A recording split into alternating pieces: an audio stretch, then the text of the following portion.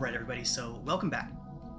Last session, our first session, you all found yourselves held captive by drow slavers who were intent on taking you to the City of Spiders, to Menzo Baronzon. You witnessed the cruelty of your captors early and often, on many first-hand occasions.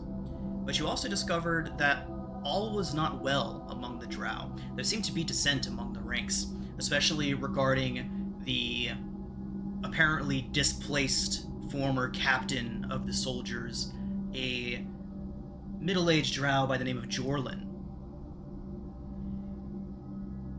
After another night of planning your escapes and another day of toiling away for the drow, you were returned to your cell after observing their habits, their comings and goings, especially their leadership, the 4 drow that appeared to be in charge of everything.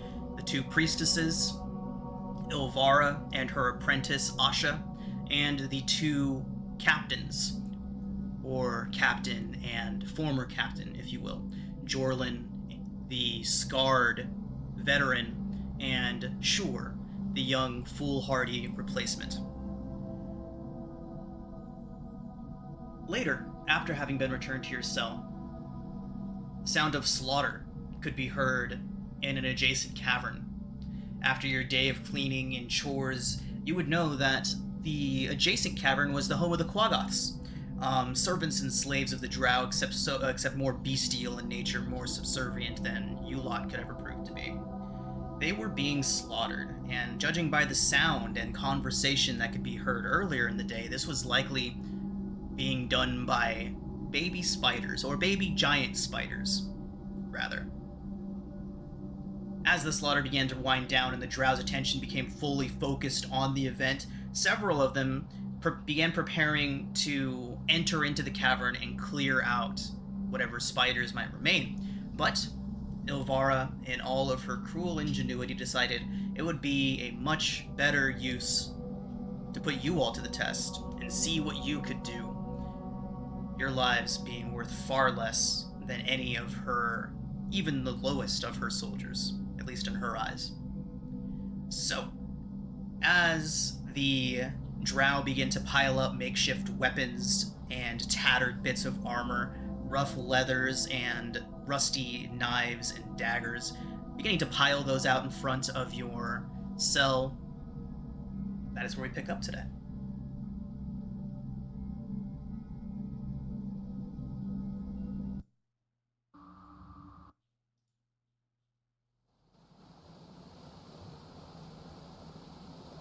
So we're all gathered around the door that we can't open, right? We can't open this door. Correct.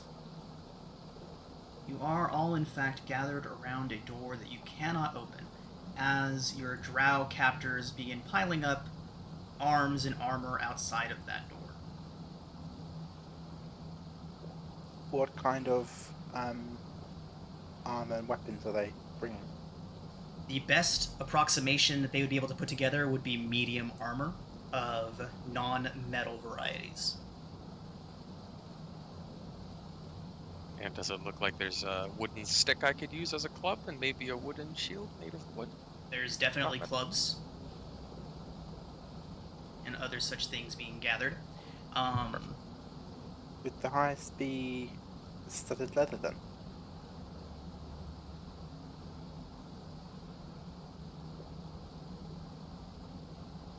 Yes. Yes. Any medium armor that is not metal. So, as they're all setting those things in front of your door, in front of your cell door, the screaming and howling from the Quaggoth Den has officially ceased entirely.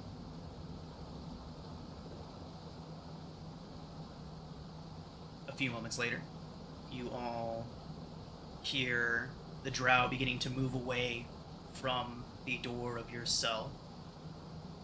And you hear a voice, Ilvara's voice, very clear, saying, "Stand back from the door. Any attempt to flee will be met with swift punishment. Do you all understand?"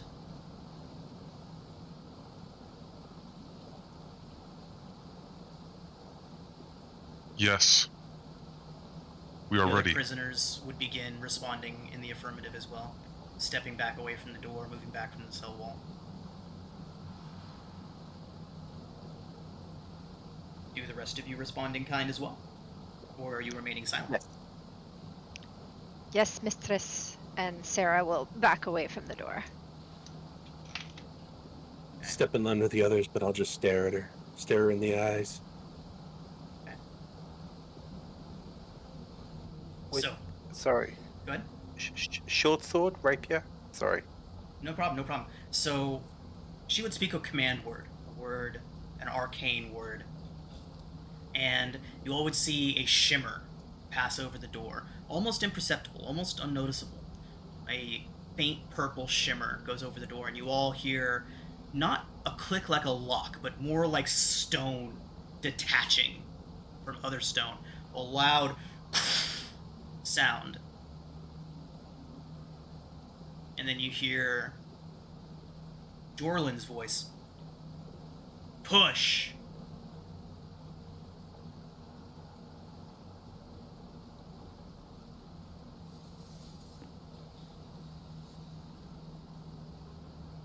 Aranis looks at the others. Are we all prepared? I'll walk up and start pushing on the door.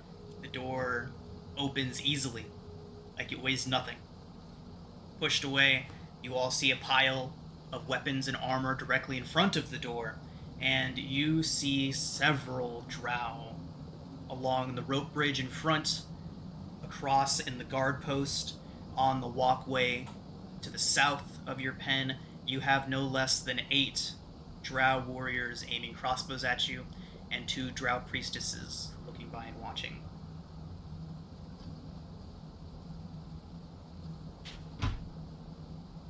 Once the door is opened the rest of the way, Ilvaro would say, 6 of you. 6 of you may volunteer. Oh, I'd like to help. She smiles, gives you a brief nod. Me as well. I'm bored in here. Very well. I will join. If I can help, I'd like to try. I'm already walking over to the pile of stuff. Fantastic. Right. So, Ilvaro would ask who else would like to join you all. Who do you think would be best suited for the task?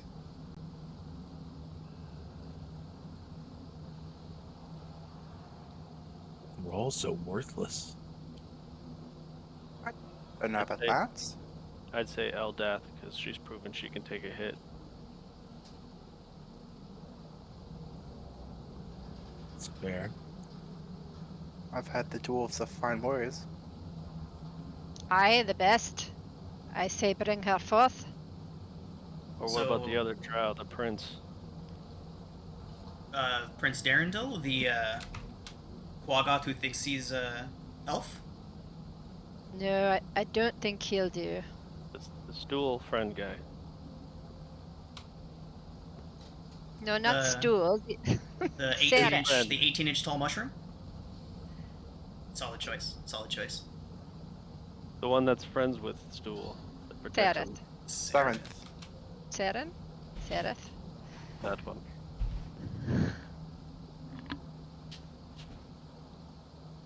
The guy with the face.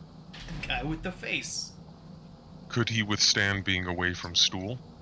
He might get sad and alone.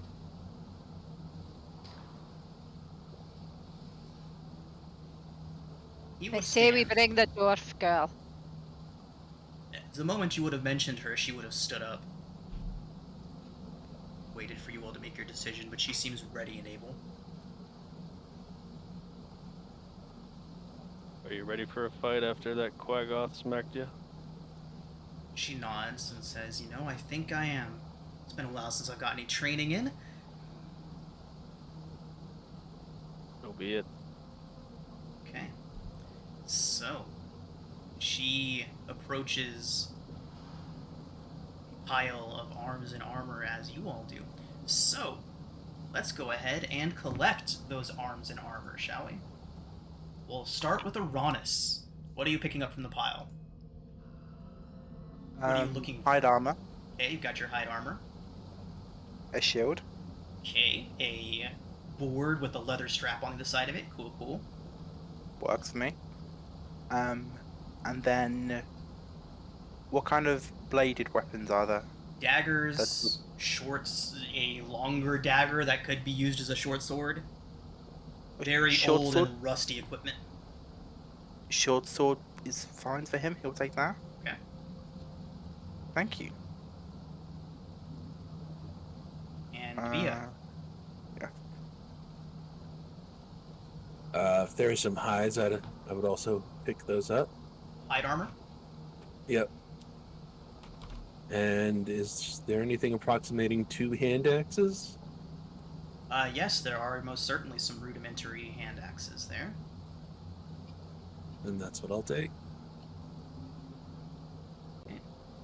I'm seeing the AC not adjusting properly.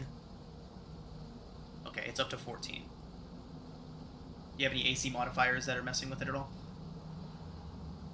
No, it should be 14. Fantastic.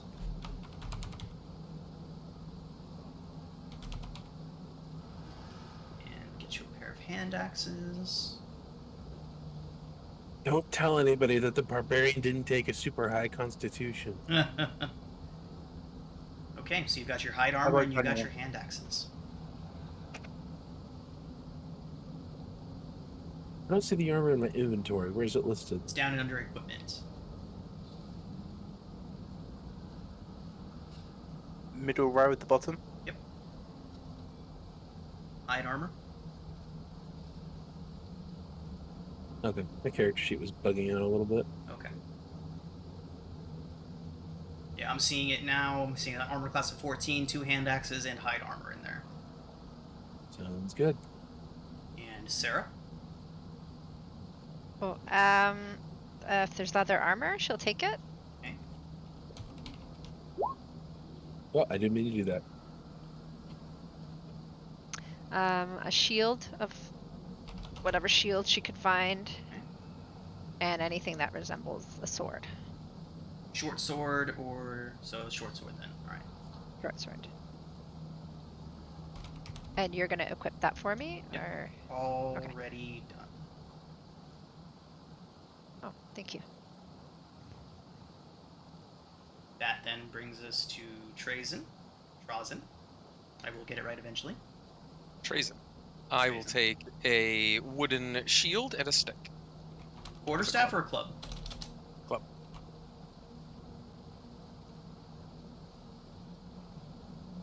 Literally the piece of wood that Bia used to hit that guy in the head.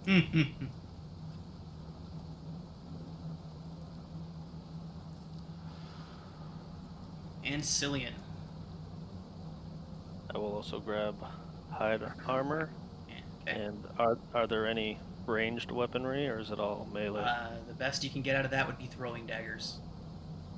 Is there rapier? There's not short swords and daggers, hand axes. I think that's all simple weapons with the exception of the short sword.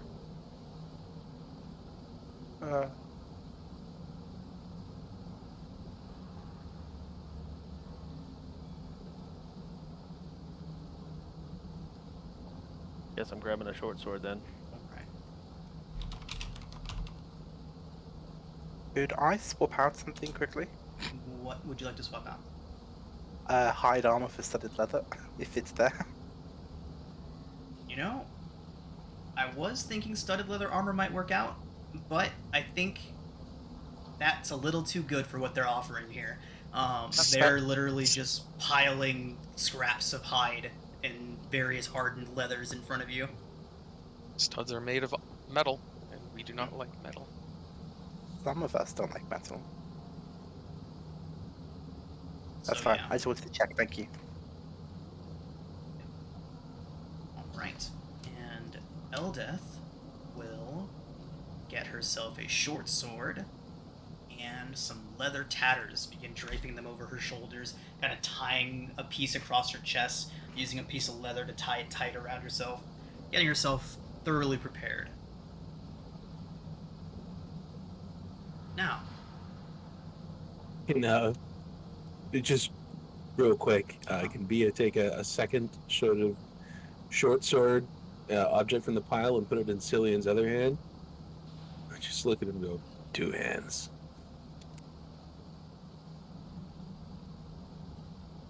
Cillian, do you accept the second piece of jagged metal? That or a shield. No, I'm gonna go with the shield. Yeah. Okay, shield it is. Just chuck it back in the pile. Okay. Thank you, though. Get your AC up there. Good stuff. Alright, everybody. So, now that you are all thoroughly armed and armored, there's only one way to go. North, towards the Quaggoth pit. As you're all making your way out, you hear the sound of stone sliding into place.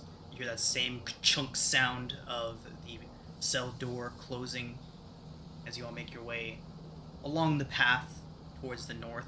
It's only about 40 feet separating the Quaggoth den and your cells. But as you're making your way over, you're getting a look down into the spider webs. You can see a dense network of webs. Notice them before. They're forming almost a visual barrier so that the place can't be seen from the bottom. But what you're seeing this time that you're looking down there would be a whole lot of very dead giant spiders. Appears to be about maybe as many as a dozen giant spider corpses littering the nest, littering the webs. And of course, Ront's desiccated body would be in there somewhere. Are they red spiders like Aranos was talking about? Make a perception check.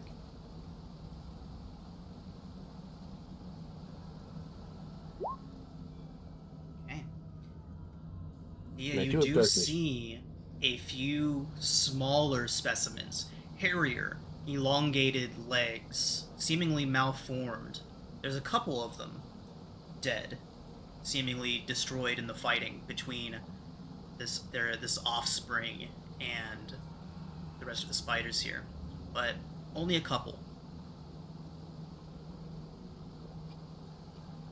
But the big ones are regular giant spiders. Correct. Before we left the other drow, how did they seem? Did they seem somewhat Make an insight check. apprehensive or scared? Okay.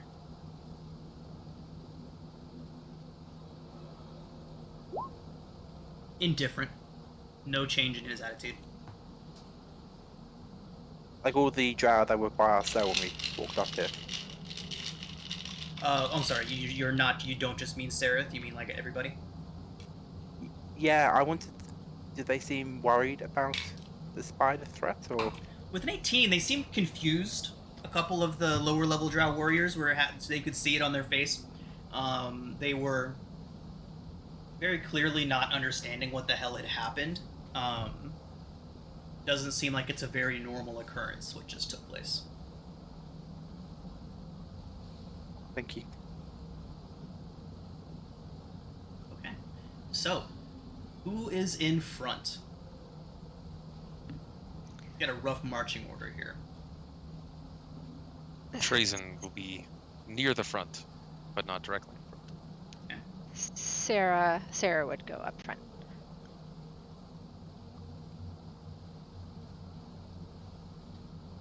Okay. I'll bring up the rear. Okay. Me right in the middle. I'll go behind in the middle then.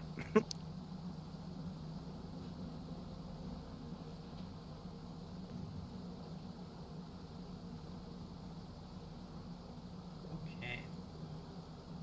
So, as you all begin approaching the Quaggoth's den,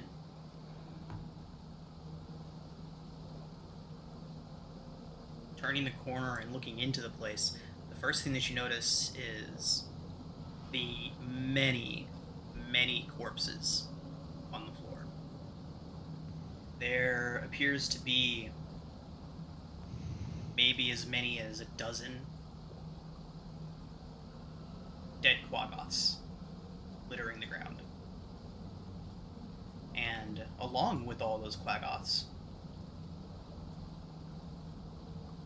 several strange little spiders also littering the floor.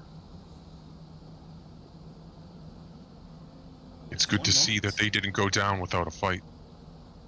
Oh yeah, they most certainly did not. There are many, many tiny little, not tiny, they're very large for spiders, but small in comparison to the giant spiders. There are many, many dead arachnids all over the floor. So,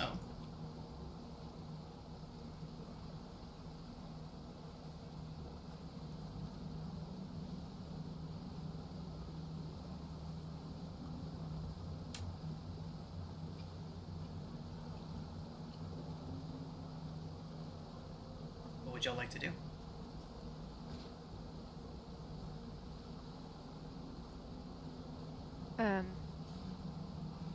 So Sarah would look up to the ceiling and onto the walls to see if there's more spiders still alive.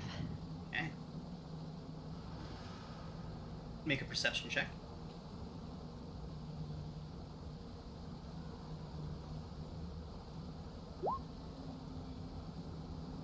Alright, Sarah.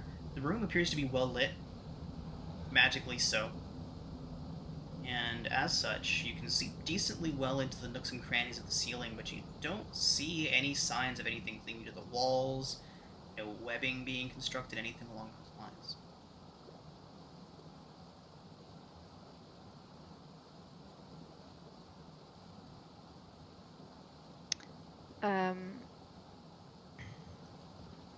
And the spiders are not moving. They're dead, definitely dead. You can take a closer look if you'd like. She will. So she will walk into the room. Sarah, wait. Oh. Everyone, come to the door. We need to stay close.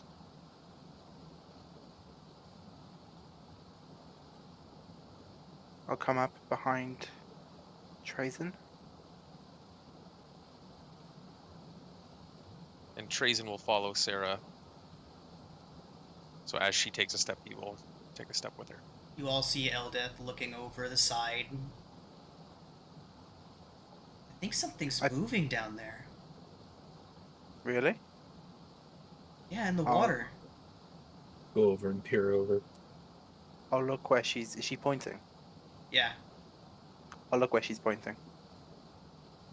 So you both see the water kind of bubble up, almost like sand when something was moving underneath it, but then it very quickly disappears. And Ilvara shouts back, "You all have a job to do. I suggest you do it." Well, Mistress, the spiders are all dead. What do you want us to do? Be sure, get in there. Oh, sorry. What, they look dead. They're snapped in half and their goo is leaking. You see her eyes kind of narrow a bit. Okay. I'll go see. Okay. You've been disengooed. So Sarah will sort of kick at the spider with her boot. Yeah, Oh. that one. You kicked it. That one was certainly very dead, Sarah. You can see that it was squashed. In fact, you can see some of its guts still on the foot of the quaggoth, the dead quaggoth next to it. Well, Sorry. this just feels stupid, doesn't it? Can I try to listen? Sure. Make a perception check.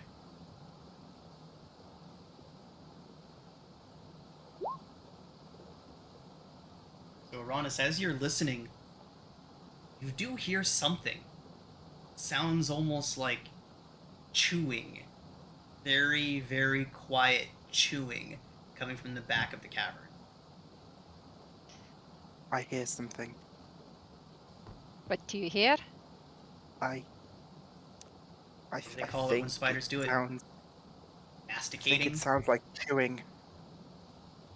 Chewing. Or you think there's something alive in the back?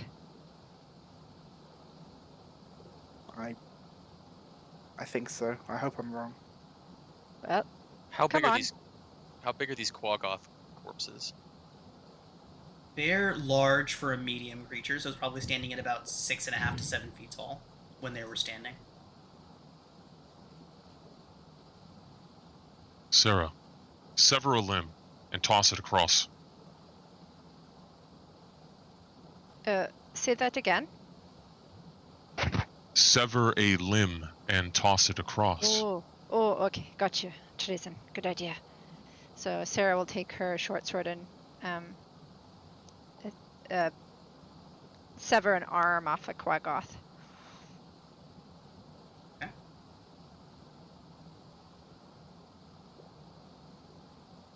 Throw You it in the have to do back. pretty noises.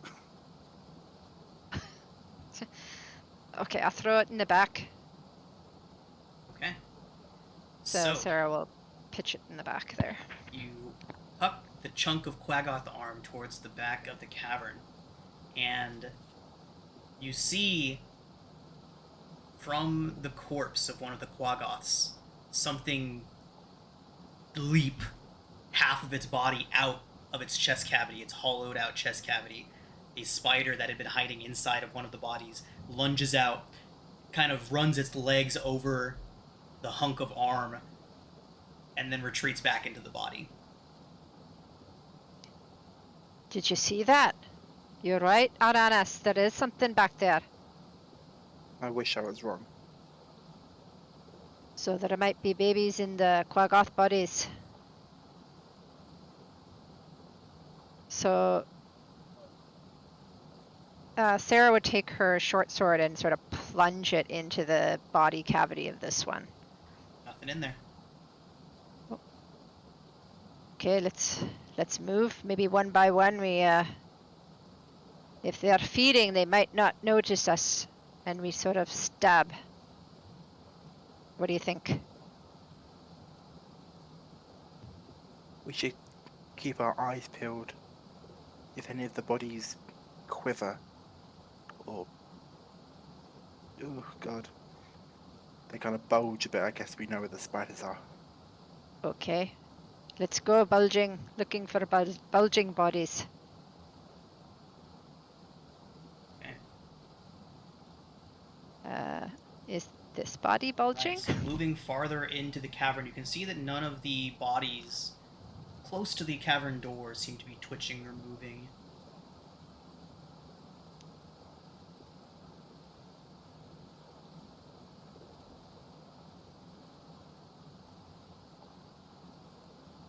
So now that you are all further in there, you can see into the nooks and crannies of the cavern. Why don't we have Sarah and Trazen? What are your passive perceptions?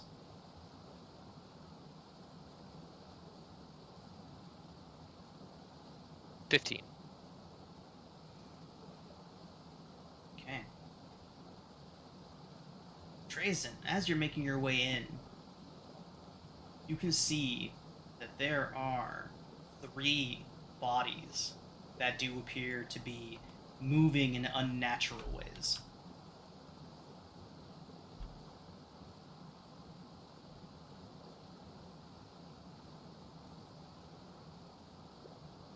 Let's try to approach the corpse on the south wall quietly, and then we can all attack it at once. Aye. Let's go. Do it. Was that to all of us, or just you and Sarah? All of us. So, I need Sarah and Cillian to make stealth checks.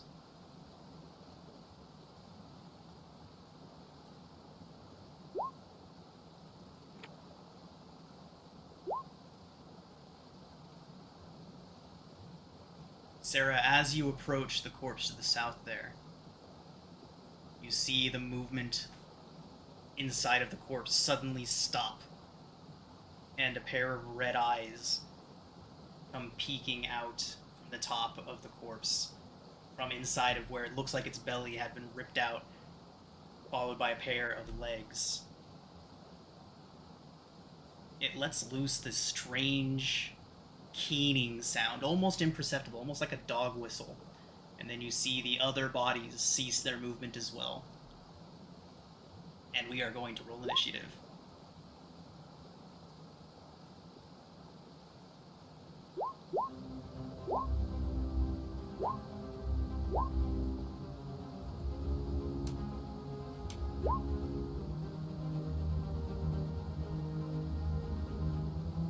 The mental image is worse than some of the stuff in the Strahd campaign.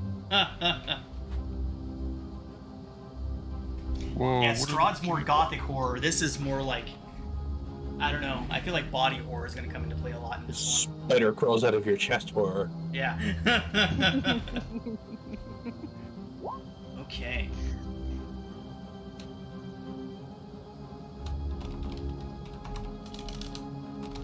Cillian's not in the turn order for some reason. Cillian, make sure that you have selected your token when you hit the initiative button. Otherwise, it won't track properly. So you can select your token and re-roll your initiative, and then we'll adjust it to whatever it was on your first roll.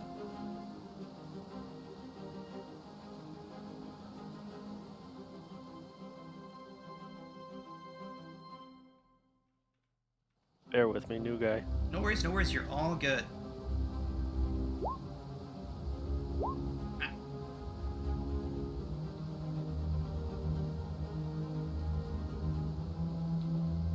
Okay. It does look like the initiative wrapped around a bit, though. And yeah, I'll get it to sort from top to bottom in just a second here. Cillian is the 17.1, your initiative as it should be. First time I did it was 19. 19, fantastic.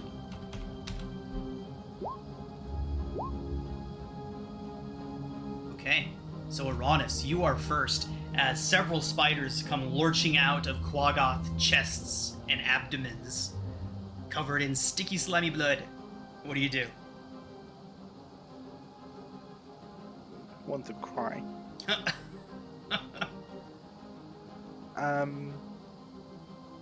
I don't want to interrupt Uranus, but it does look like they got put at the bottom of the order. Oh, you're right. One did get sent down there. There is one. Oh, you're right. Okay. Bia. Sorry about that. It will be Bia, and then we have our first spider first. Oh, Jesus, yeah. There you go. It's a little different. Sorry. All good. Thank you for pointing that out to me. Go ahead, Bia. Being disgusted and horrified, Bia is going to scream at the top of her lungs and go into a rage.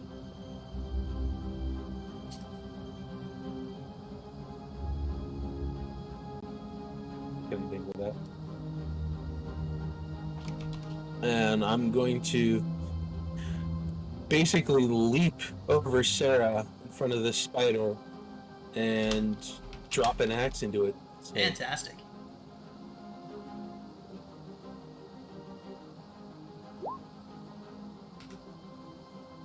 $13 just hits. Right. So, Bia, you hack into it. You can see the strange greenish red blood come spurting out of it. It is very badly wounded, but it is still moving, still snapping.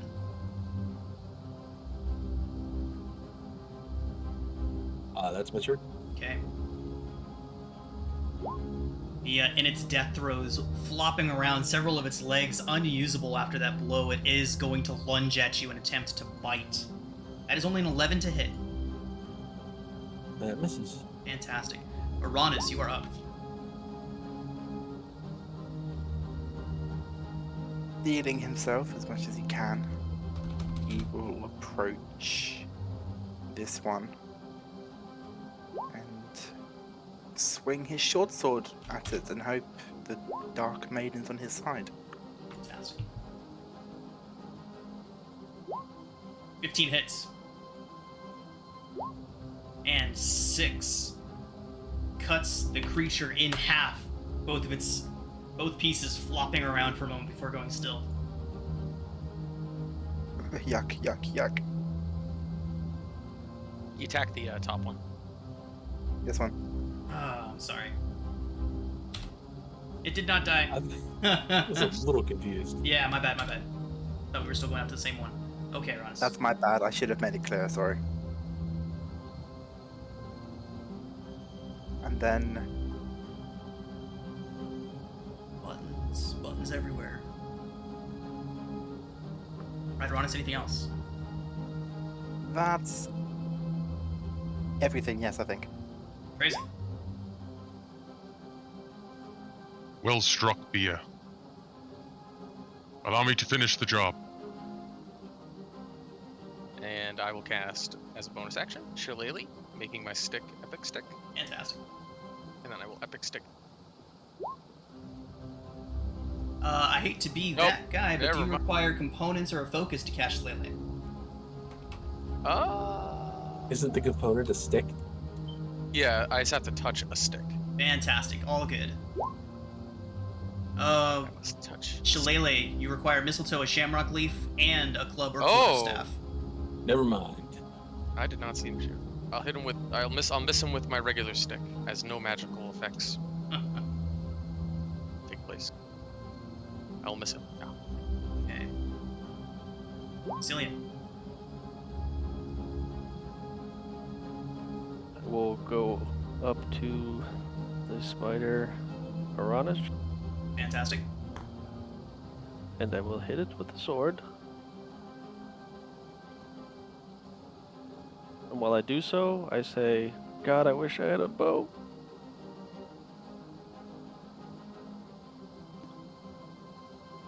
Are we using flanking? Yes, we are. Bloody hell, that'll do. Cillian, 12. Unfortunately does not hit. As you stab at it, it does dodge off to the side, clicking its mandibles at you.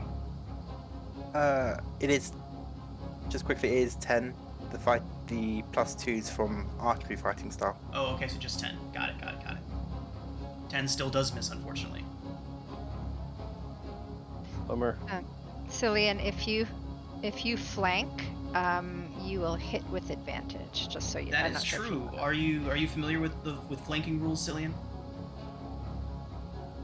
I am familiar with them, yes. I have to So be, if you but wanted to stand on top of this Quaggoth's body and attack, that would have been a hit. If you would like to do that, if you'll allow me to. absolutely. You're the boss.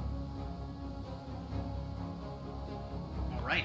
So 22. Okay, I say everything again. 22 for 9 piercing. This time, instead of dodging out of the way, you plunge that sword straight into its center, right in between its many eyes. Twitches around a bit and dies.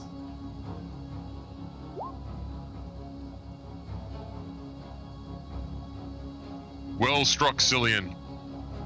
Thank you, tree man. All right. Anything else from Cillian? That's gonna do it. Do I have Alright. to do anything end the turn, or is that you? Nope, that's all me. Okay. All right.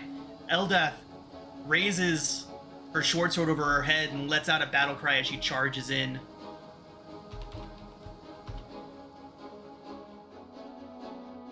Begins swinging her short sword with a 6 and a 15. 15 strikes, and she does 5 piercing to it. That is going to bring us to the spider back here, who is going to go at the closest prey it can get to, and that is Eldath.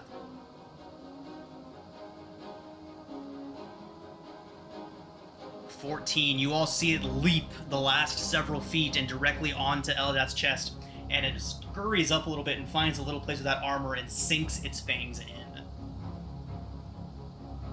Trazen, you are close enough to see the black sludge that is left gushing out of the wound as she takes 3 piercing and then begins to steel her constitution against all the poison that is attempting to run into her veins.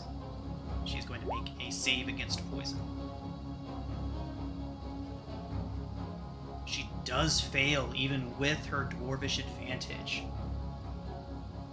Takes an additional 8 poison. You see her kind of going woozy on her feet. She's like, I don't feel too great. Taking a couple staggering steps back. Sarah.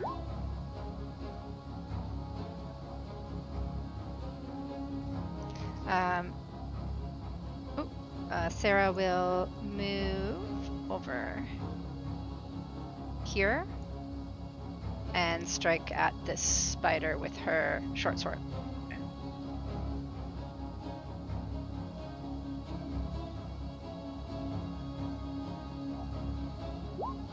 Ooh, nice.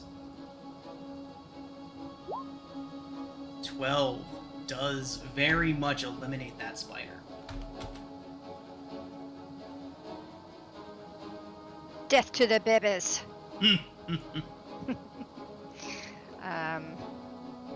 Shoot, 5, 2.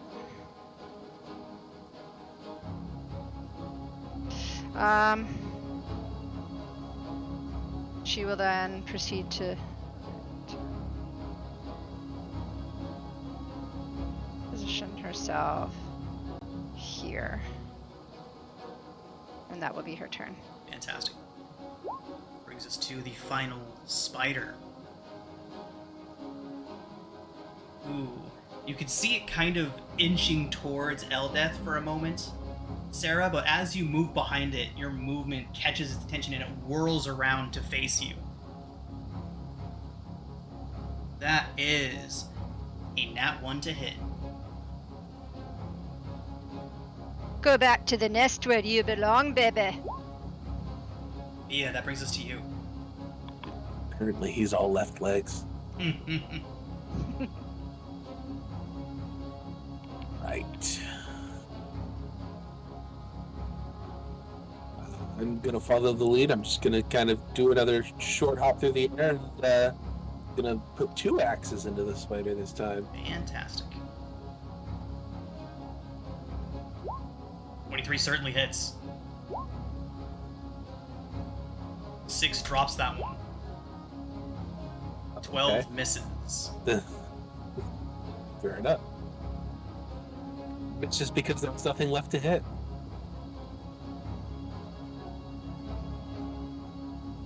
Alright. That is going to bring us around to Uranus. Uranus will rush over to Eldeth and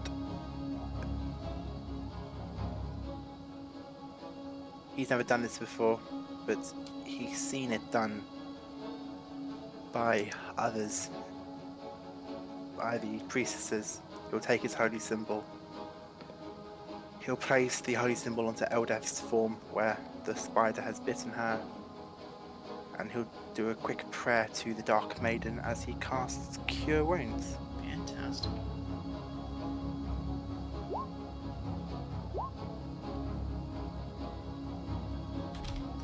Please let this work, please let this work. So, Eldeth takes a deep breath as this icy cold sensation rushes through her veins. Takes a deep, sharp breath, looks down at the spider bite as the wound begins to close up, the poison forcing its way out of her. She looks over towards you, says, "Well, that was handy." You okay? She nods and says, "I am now," and then gets back into a fighting stance, her strength renewed. Oh, I can't believe that worked. And that will be the end of his turn. Just Grayson. what you want to hear from a dog.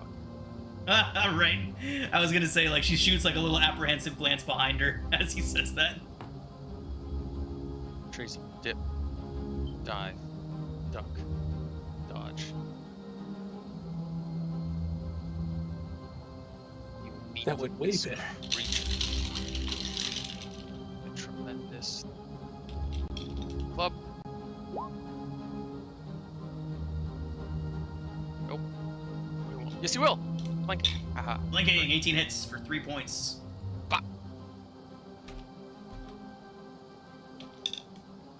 It is almost dead. Finish it off. Okay. Cillian, back to you. Ah! How dare you press the button that I created for you to press? Do what I'm told. Go ahead, Cillian. Does flanking work diagonally, like right here? Yes, it does. Okay, I will attack with my sword. Fantastic.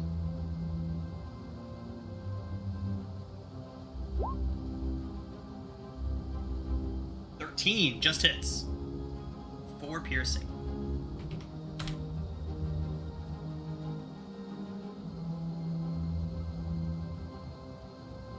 All right. Anything else from Cillian? That's all I got. Fantastic. Eldath, her strength renewed, is going to raise her short sword twice with a 17 and an unfortunate nat 1. But for the 17, she does do only 3 points of piercing, unfortunately.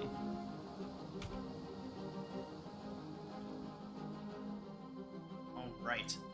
The spider, now surrounded, begins whirling around, feverishly looking for a victim. Let's roll that d4. So, Bia, you're 1, and then we go clockwise from there. Attacks Eldith again. And misses. Sarah, you're up. Okay, Sarah will. She flank from here? That off angle? Yeah, unfortunately, that one is not going to get you a flanking. You would need someone right there. Oh. I can't share a space with Eldeth? There's no way. Okay. No. Okay. Alright. Here we go. Stabby stab. Oh. Okay, Not bad. not bad at all. All right, Sarah, how do you kill the last spider? Time to go home to mummy. Slice, slice, slice legs. Nice. De-leg the And- spider. De-legged and then stab you in the head. I like to be thorough. I like the idea of you like meticulously taking each leg off.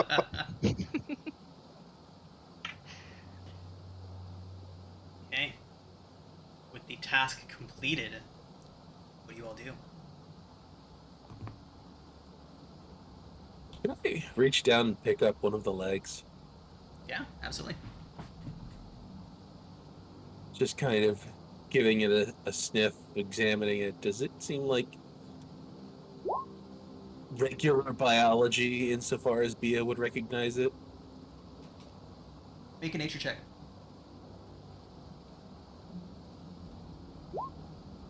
Okay. No, would be the short answer to your question. With a 13, you can determine that it is most certainly not natural. Twisted. Its exoskeleton seeming thicker than average. If this thing had been allowed to mature, it would probably have been 2 to 3 times larger than your average giant spider, and considerably stronger and more heavily armored. What's the ooze smell like? With a 13, you can tell that it smells weird, but can't quite put your finger on why. Doesn't smell natural. Doesn't smell like spider guts. Oh, I remembered when we were first told about the spiders, everyone, to have this kind of red furry appearance. If my memory serves me, it means they've been interfered with or touched by some sort of demonic presence.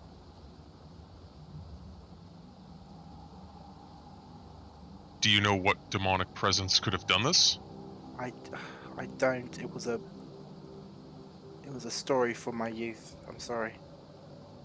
But something demonic. No wonder they sent us in. Didn't want to do it themselves.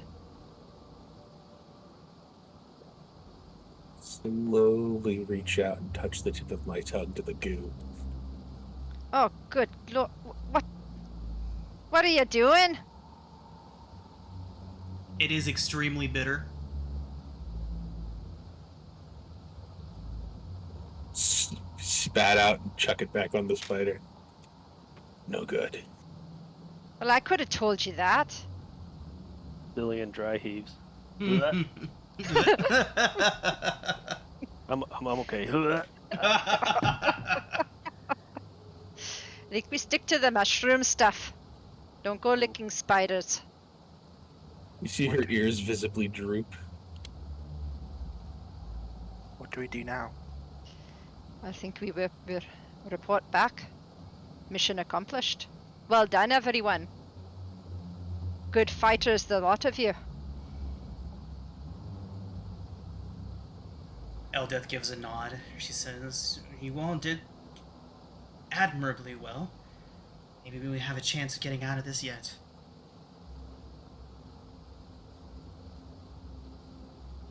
Aranas, your hands are special when it comes to healing. I saw what you did. Oh, I don't know about that. I've never done anything like that before. I'm just glad it worked. Did indeed. Well, let's get back, unless anyone wants to look around here. If we're staying too long, we might get noticed. It just seems crazy that we're just gonna give back this armor and these weapons and just all back into our cell. We'll see. Maybe not.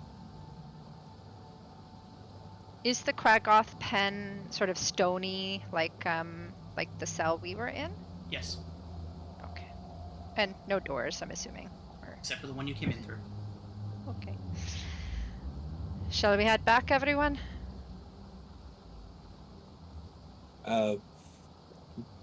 Before we head back, Bia would like to kneel down to one of the Quaggoth corpses, specifically one of the ones the spiders burst out of, and just stuff both of the axes into its chest cavity. Okay.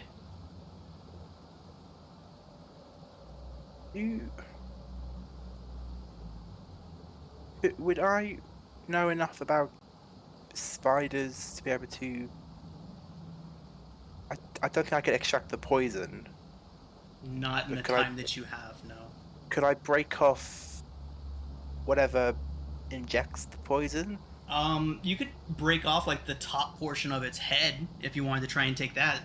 It's going to be interesting to see how you hide that, though. I know, I was hoping like a pit. I don't know how spiders really inject their prey. I am no entomologist or whatever the equivalent is for spiders, but I would assume it's somewhere near their fangs. Yeah, little poison sacs or something. So I was hoping maybe there's like a fang I could like rip off and hide in my shit. Be careful not to step on that. Don't stub your toe. Right. Never mind. Bia, you gonna leave your axes in the Quaggoth? I lost them. Alrighty then. I'd Like say I maybe just you run- lost one, but not both. He'll just rejoin the group. Come Okay. back. Clean. All right. Okay. So, exiting from the pen then? From the Quaggoth pen? Yes. So as you exit, you see Ilvara. She begins a clap. Well done. Very, very well done. Sure. Relieve them of their weapons, their armor. And as you all come out, you see that Shur, Jorlin, and Asha are all standing in front of your pen. Ilvara is on the rope bridge on the closer end to where the outpost, to where the guard tower is, so across the rope bridge. And there are two other drow standing on the bridge in front of her. Everybody except for Shur all has crossbows trained at you all. Sure, the young, cocky drow would take a step forward and kind of gesture you to come forward to him.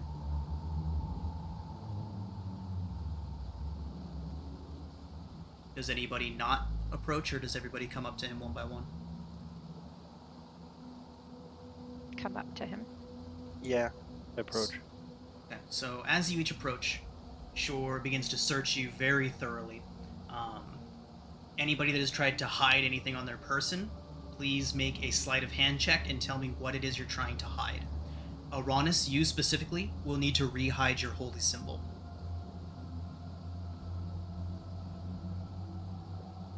To rehide that bone dagger. What about the rope in her hair? Ilvara knows you have that, so no need to try and hide it. If I try to cast guidance on myself, I would have to sleight a hand, wouldn't I? Yep. Damn. Okay, I won't do And that. you'd have to do it in sight of two powerful casters. Yeah, let's let. I don't want them to know yet.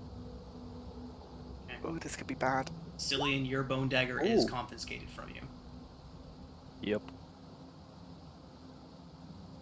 Uranus, with your holy symbol, these are all going to be direct checks, no passives here. Shore is trying to make sure he impresses Ilvara.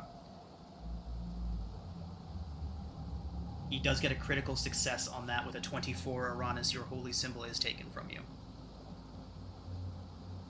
I freeze. I know he won't recognize it. Does he show it to Asher and Ilvara? So, Shore, as you mentioned, does not seem to recognize it when he first sees it. He would kind of roll it over in his hands, and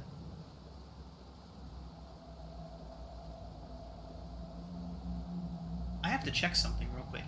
Uranus, did he search you himself the first time? It was either him or Jorlin that searched you, I remember that. I think it was Jorlin. Was it If it- Jorlin? Okay. No, it was Shaw because he also took my my prayer book.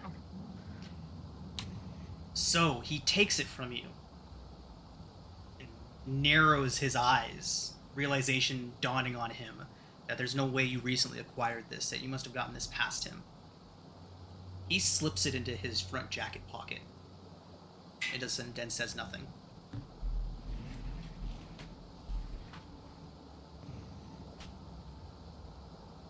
I silently fume and call him a meanie. Poopy head in my head.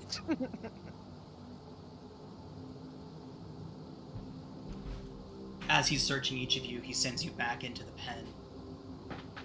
Now, is anybody else trying to hide anything? They take back the armor, they take back the weapons, everything that you had. No, I will give back the stick and the wooden plank. Okay. Alright. Yeah. You would be the last one to approach. And Shore would begin patting you down. And say, "Where are your axes?" Lost axes. Spiders take. Spiders took your axes. Go ahead and make a deception or persuasion check, Mia.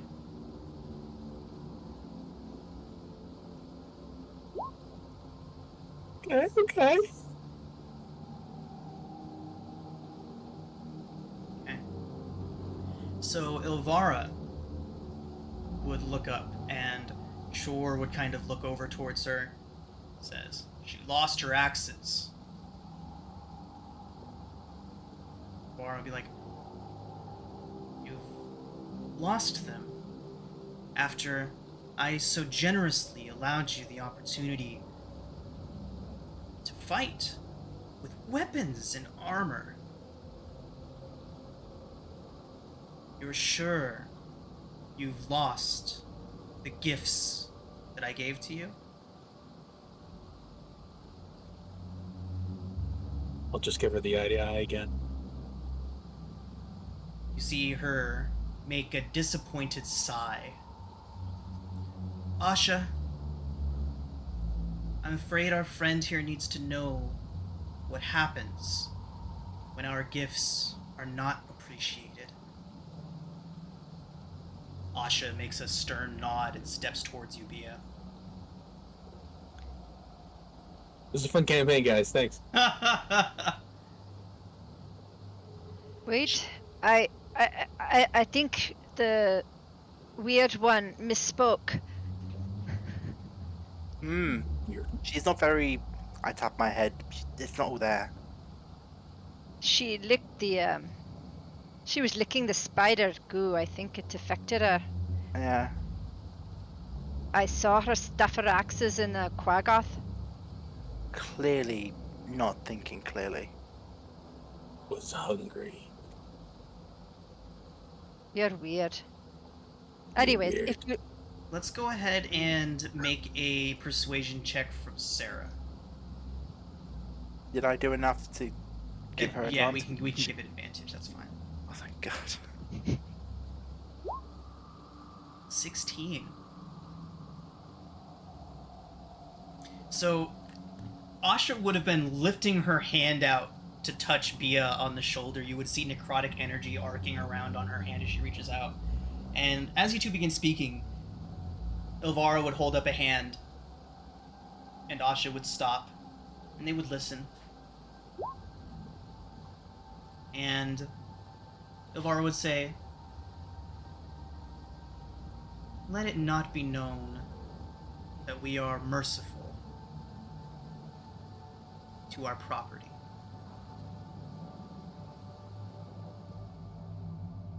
Asha. And Asha takes her hand back.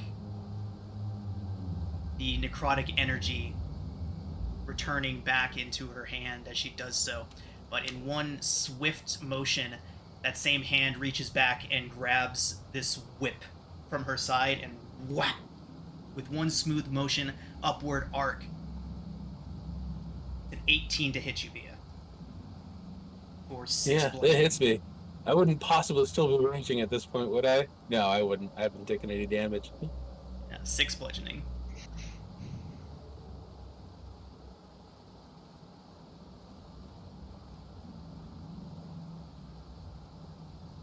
And they would let you back into your pen.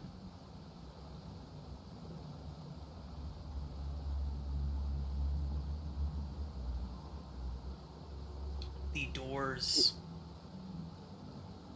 would then close.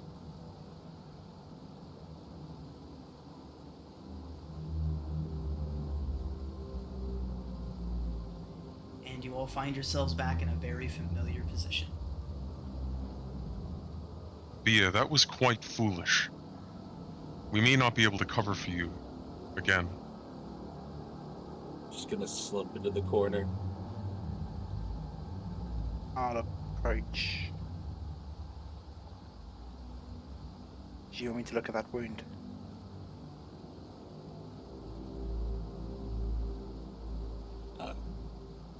She won't say anything. She'll just kind of look at you. I will slowly kneel and reach out my hands, gauging her response. She'll wait. Can I try to treat the wound? I don't know what I can really use. Assess that it's not too serious. Try to ease some of the pain somehow. Maybe wrap it, if there's anything. You said it was bludgeoning, right? Yes.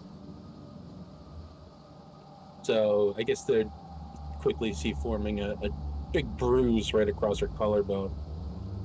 Yeah, right on the would have been like on the left side of your lower jaw where she struck you. Oh, okay. There then. Big fat bruise forming up, yeah. I'll check for damage and if there's anything I can do to ease the pain a bit. Go ahead and make a medicine check. Oh. Okay. With a 14, unfortunately the best that you can provide is emotional support.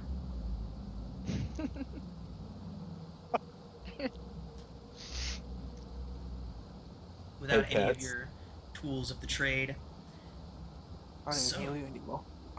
Bia, when you sit, and after Uranus kind of gives you a look over, you notice on the ground next to you a clatter. The other prisoners look over towards you. There appears to be a bundle underneath a small pile of hay and other garbage, directly beneath where you sat. I turn my attention to the door for a moment. So it's been a few minutes since you've all been put back in here, and a lot of the guards have dispersed back to their normal places. And you do see there is still a pair of drow just outside the door. They seem to be speaking to each other in hushed tones. And can I try to get closer and hear what they're saying? Sure.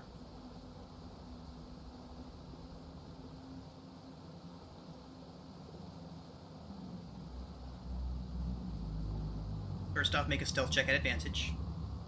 Ooh. Two elves at the door are distracted speaking to one another. Stealth check. Okay. So, as you approach, you can tell that Shur is one of the elves that was left to guard the door. He's speaking to a female drow, which could mean it is only one of two people, and it certainly does not sound like Ilvara.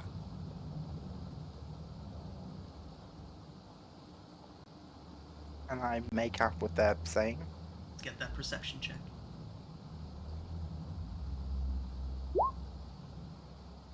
17.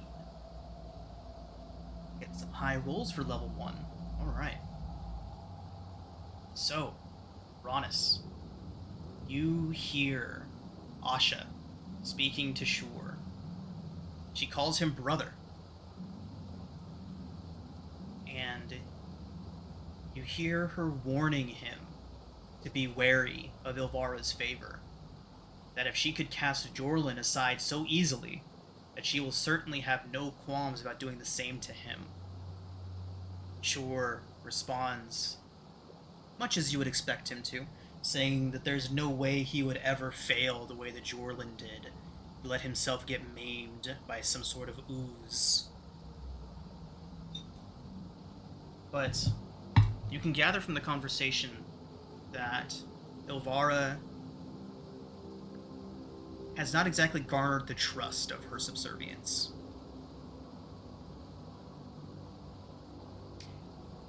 So, Aran is learning that. Bia, what do you do once you've noticed that there's the two drow by the door, speaking to one another, clearly not paying attention to what's going on inside the cell at the moment? So I'll kind of curl over with my back facing towards the door and pick it up and open the package and see what's in it. Just kind of surreptitiously. Okay. There is, wrapped up in a old, drabby spider silk wrap, a dozen daggers.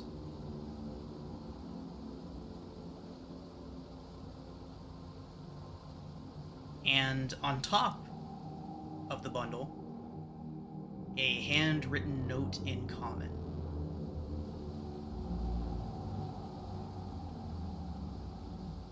I toss the piece of paper aside and wrap up the daggers again.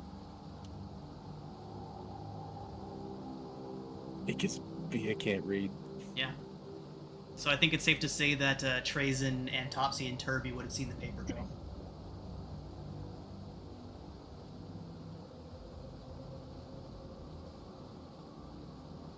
Bia, what is that you threw on the ground? She kind of Allow look me at to see you it. and- Oh, she wouldn't stop you from taking it. He still asks. He's polite.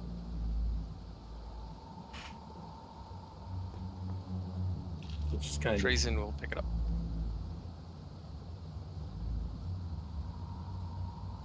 Okay. It's written in a scrawling, almost spidery script. In common, it says, "If escape is your wish, wait for the distraction. Your cell's locks have been disabled."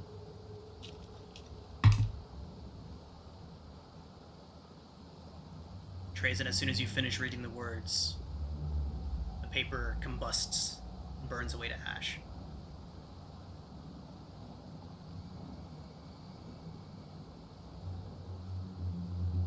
You'll kind of creep Gather, up. gather around, everyone. There's been a development. Creep up to Sarah and tap her on the shoulder. Yes? Point at the place where the package is at. What's that? Put my finger up to my lips and point harder. So are you carrying, is she carrying the package or she left it on the ground?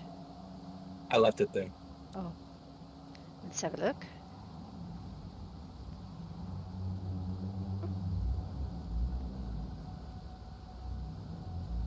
Watching the door intently. Sarah will pick up the package. Got about a dozen daggers in it. Shivs and knives, other small stabbing implements. Moradin's mercy, Bia. Where'd you get this?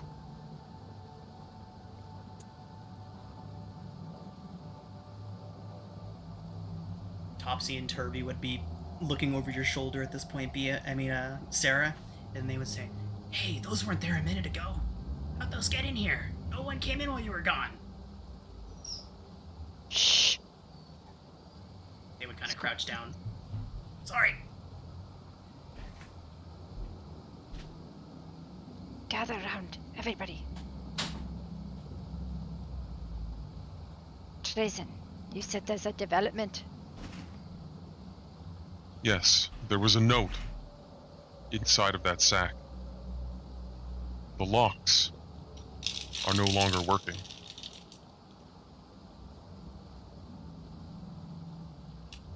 This is interesting. Where's the note? It combusted.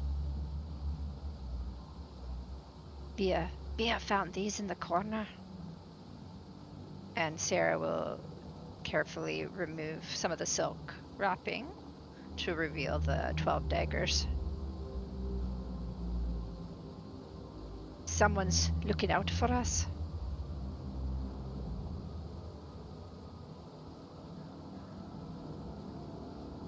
Do you think that will be enough? It'll have to do. I suppose that will be a great distraction of some kind. We have to ready ourselves.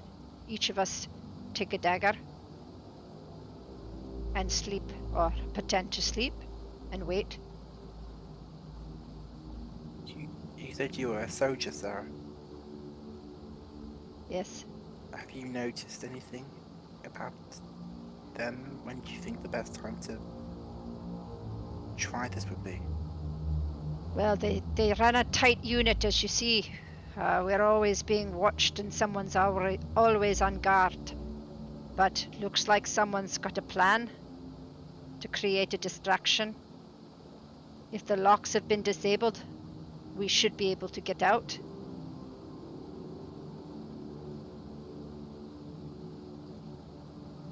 Do we suspect a trap, or if this is one of Ilvara's games? I mean, we're worth more to her as slaves. I mean, Tis kill true, us off. I agree. Tricking us, of course, we'd be fools not to try to escape. I don't think she'd create a situation where she would kill us readily. We've But- proven our value when we killed the demonic spiders. Yeah. But it would be Oh, sorry, embarrassing. Sorry. No. I was- Good. It would be a bit embarrassing for her if we were to escape. Cillian, if this is a game, we are sort of hard-pressed to play it. I don't disagree. What else can we do? Just wanted to be a voice of reason and look at all possibilities. If this is a chance, we have to take it. Yeah, this is going to be a stretch. But I have been in somewhat close contact with Elvira once or twice, haven't I? Yeah. You've Does been she within have a 5 feet of her on distinctive- more than one occasion. Does she have a distinctive scent of some kind? I would say that she does. Probably some sort of, like, sharp incense. Being wolf-like, but not an animal per se, can I sniff this package and possibly get a trace of that if it exists? Do you have any sort of feature that would give you advantage on those kind of checks? Only if I do something weird. Do it. So, Beal will start sniffing the package and not really picking up on anything. You will see her form start to shift slightly as her nose grows longer and more dog-like as her jaw follows it, and she grows more hair as she shifts into her beast form, which gives her advantage on wisdom checks. Fantastic. Go ahead and make a perception check at advantage. Topsy and Turvy's eyes go wide, and they look at you, their jaws kind of drop a bit.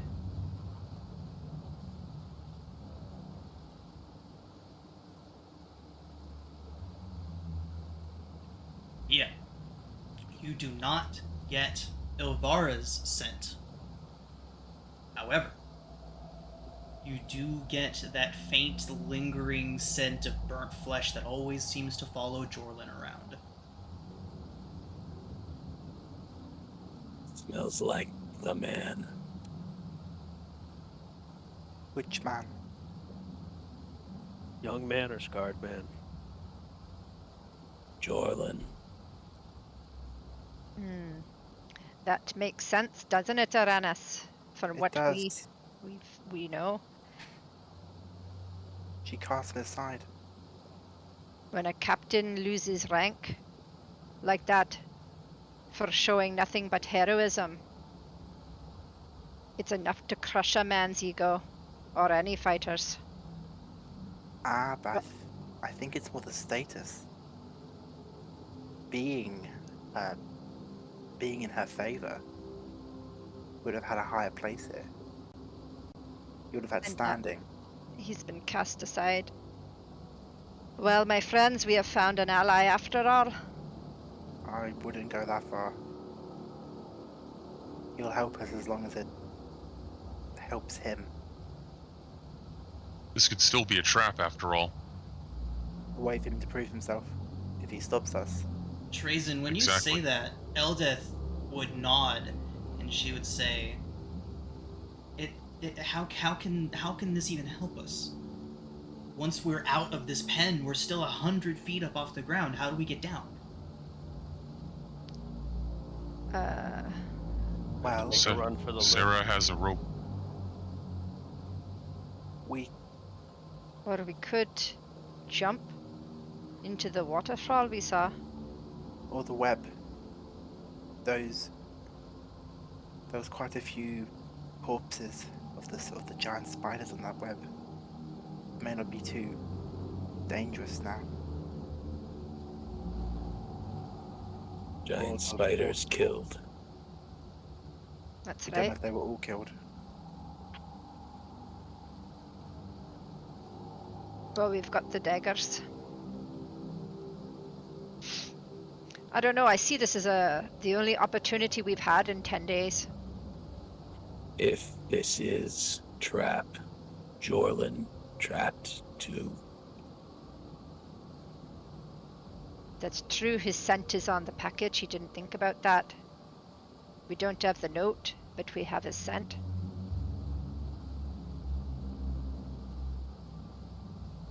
He's not doing this out of his heart. Doesn't matter if it serves us. Who cares?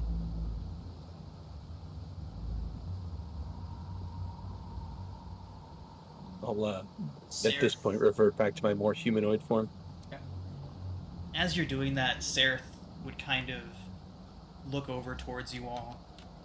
He would say, I don't think it's a trap. Why is that? Who searched you when you came back in here?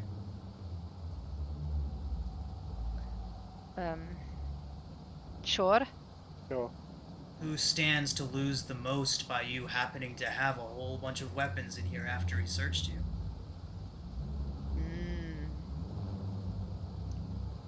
My Yeah, kin but are doesn't- nothing if not deviously intelligent when it comes to the planning of things like this.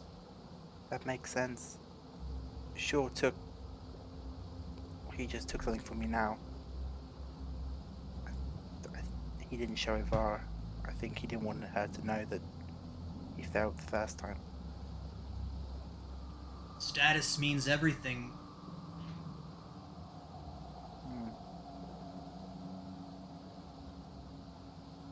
Well- He would look at you, Uranus, and he said, most of us would rather die than admit that we were wrong.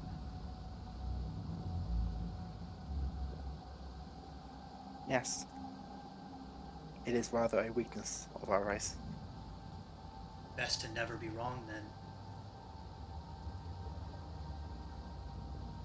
That is the best way to approach things.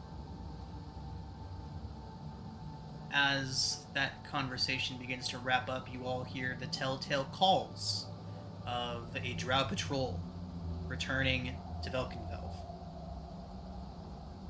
This would be one of the points when the drow would be at their highest number, being closer to that 20 to 25 mark with a fresh patrol, returning to Velkenvelv. As that patrol returns, let's go ahead and take our break. And when we come back, you all can continue plotting your escape. Woohoo. Yay. Sounds good. Indeed. I have to ask, were you gonna ice me there? All right, everybody. So we are back once again. You all just made the discovery that there has been a gift left behind in your cell. One of the drow has seen it fit to leave you with the means of a potential escape. Your cell door left unwarded, and several sharp implements left with a note saying that a distraction would soon see you all with an opportunity to escape from this place.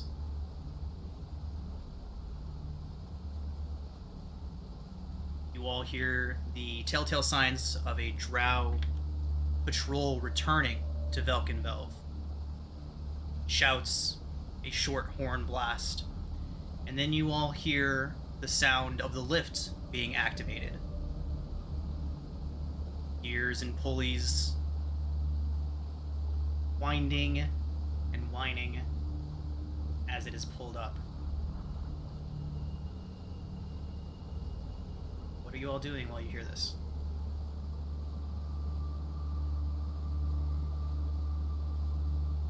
But what time is it? Difficult to tell, but it is about... They did allow you to finish your chores early. Let you back to your cells before they normally do. Reason unknown as to you at the moment. And then the fight with the spiders took maybe about a half an hour from the moment you were left out of your cell to when you were put back in. So that would put us about maybe 2 hours total after you finished your work. Difficult to tell what time of day that would make it, but it's normally That's you would fine. normally be going to sleep in about maybe 3 to 4 hours from now. Creep up to the door and have another listen. Bia, you notice that there is a different pair of drow, a pair of just regular drow guards standing outside of your door. They're just kind of shooting the shit. Their backs are to the door. They're both looking over towards the lift that's activated and bringing up what sounds like it to be what they it's another drow patrol being ferried back up to the outpost.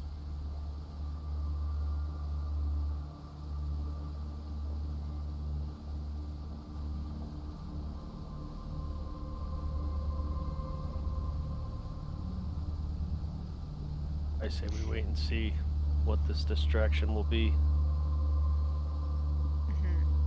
Yes, but we must remain ready. It could happen at any time. So dagger up.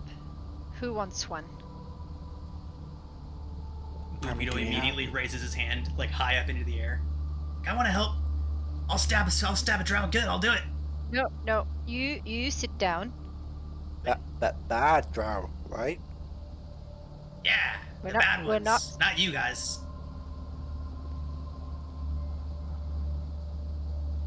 Okay. I got a good stabbing arm. You must be quiet.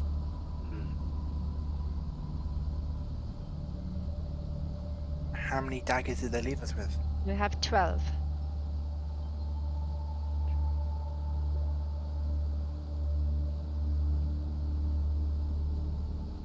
Cillian, you want one? Definitely. She'll hand you one. Trazen? Oh, yes. Thank you for reminding me. I will take one. Not like anyone specifically reminded me, but I have to take away your armors and stuff. Oh, looks like Uranus already did. Good stuff. I did as well. My armor's a part of Uh, me. They cannot take it. It's mine forever. Aranas? Eldeth? I'm pretty light on my feet. I'll take one if that's okay with everyone. Bia? I would like to. How many? 2. Are you going to hold on to them? Or are you going to stuff them somewhere? Stuff them in the drow. I'll get back to you. Okay, no, she distributes them. So how many people? 1, 2. The mushroom can't hold one. There's 14 of us. Oh. No, Okay, wait, so- there's 15 of us because Topsy. No, 15, sorry. No, 14. Oh my god. Math is The hard. prince and the fishman probably won't fight. Yeah, Shushar would very much shake his head if anyone yeah. offered him a knife. Pacifist.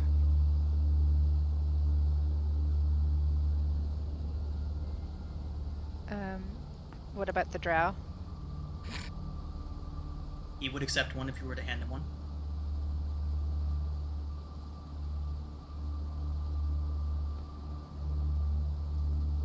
Say the prince. Anyone handing him a knife, like, oh, I'm terribly sorry. I'm afraid.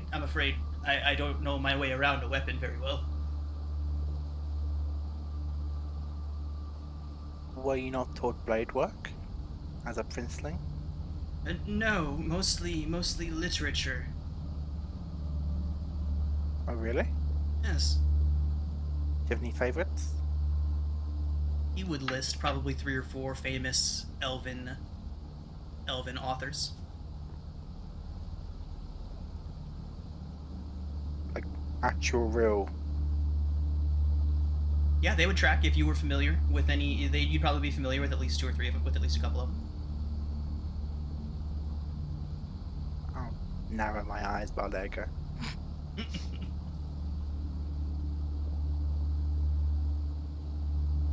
We could take watches, so there's always one person awake in case this distraction comes up.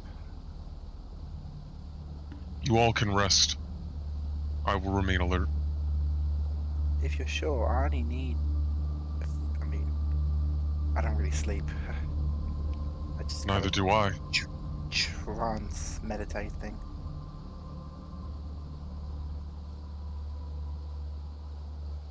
Okay, so between you and Trazen, Aranas and Trazen will keep watch.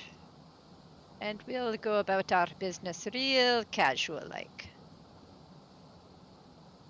We should Just- sleep before we hunt.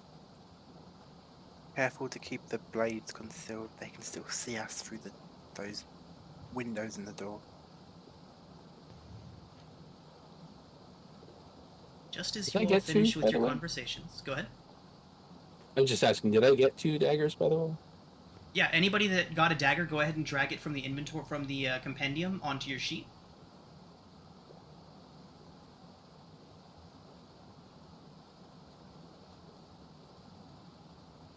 I'd like the bracer of flying daggers on it, too. I forget how to do that. I'm sorry. So How you do I just do open that up your character sheet, and the eye on the right-hand side, the eye with the circle around it, you click on that, type in dagger, and what you want to do is you want to drag the one from items onto your character sheet. The one that says +3. Not that one. Sorry, what eye? What? On the right, you know where the journal and the chat bar, Yeah. all that stuff is on the right? At the top of Yeah. that, there's the Oh, eye the- with the circle around it. Yes. Sorry, the letter Yours? I. Okay, I was looking for an eyeball. Okay. Ah. Dagger.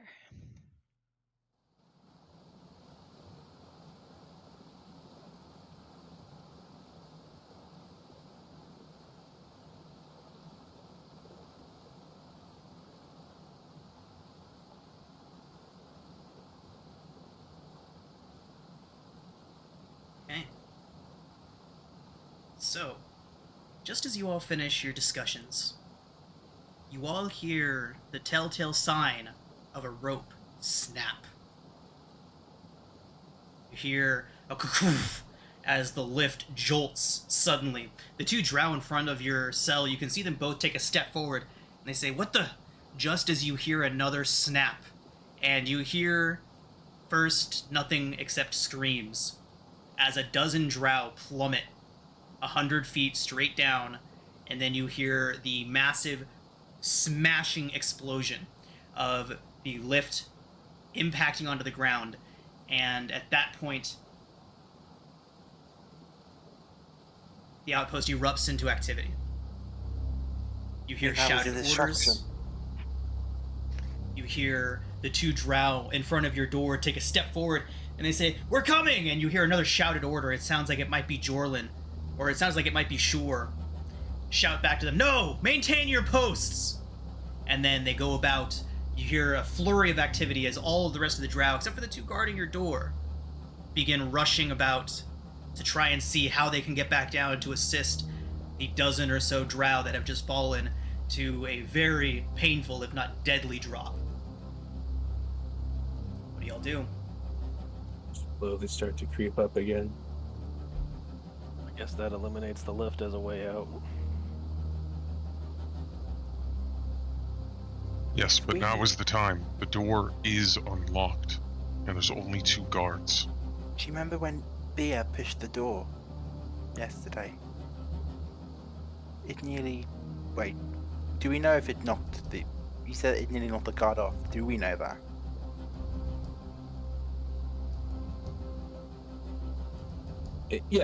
We heard him. It nearly knocked him off. So, if all you strong people, looking at Eldef Sarah, pushed all at the same time on the door when you open it, maybe you could knock them off.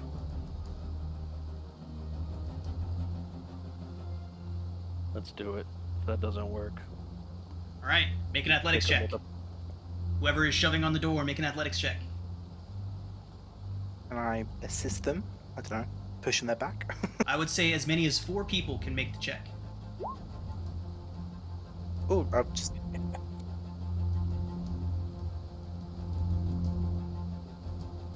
I will give somebody guidance. Okay, I'm gonna make a check for Eldeth. I'll give someone guidance. There, guidance. Eldeth gets a 2. I'm gonna push as well. Okay, last one. Okay, so several of you heave, throwing your weight against the door.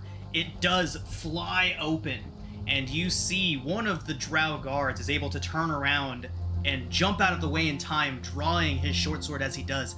The other one, however, goes tumbling over the side and will make a dexterity saving throw to see if he can keep himself from falling into the webbing. He gets a 7, and over the top he goes. You hear a brief scream as he goes over the top. And then you hear him cursing as he gets trapped in the webs below. Let's roll initiative. You all have surprise. No drow will act before you.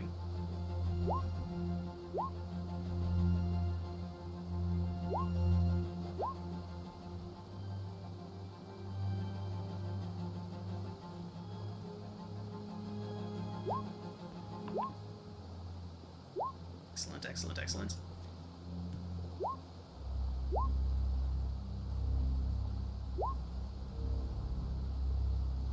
Oh, I should be closer to the door, but whatever. Oh, good. Sure, get yourself up there. Yeah. Can't see.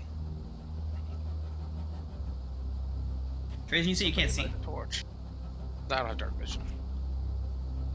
There's lights in here, isn't there? There is dim light now, especially since this place has gone into a bit of an emergency mode. Dim light would begin to flood the entirety of the area.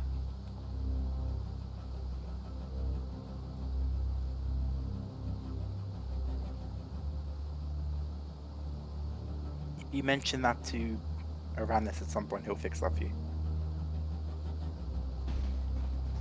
All right, here we go. Cillian, you are up first. What do you do? I rush the drow still on the bridge.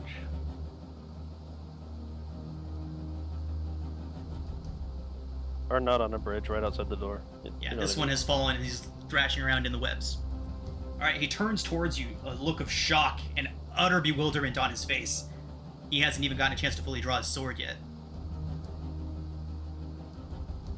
I will stick him with the dagger. –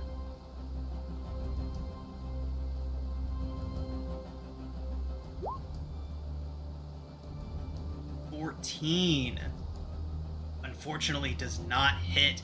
He does a thing where he kind of scoots back out of the way, shock on his face as he looks up towards you. Random question. Huh? Crossbow expert says I can use my bonus action to attack with a one-handed weapon. Does that apply for melee, or is that just like a hand crossbow? Judging that it's from that it's from crossbow expert, I'm going to assume it's specifically meant for crossbows. All right, then that's all I got. You can. Are you only holding one dagger? Or are you holding two? Just one. Okay, yeah. So just the one attack. Right, Trazen. I will cast no spells.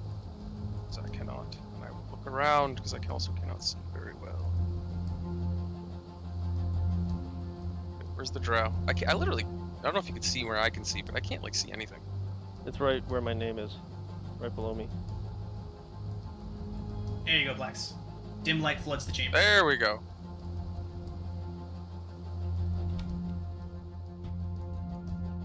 I will run up and I will stab him with the dagger. 12 does not hit. I've hit nothing this game and I will accept my fate. Face my Honest. brother.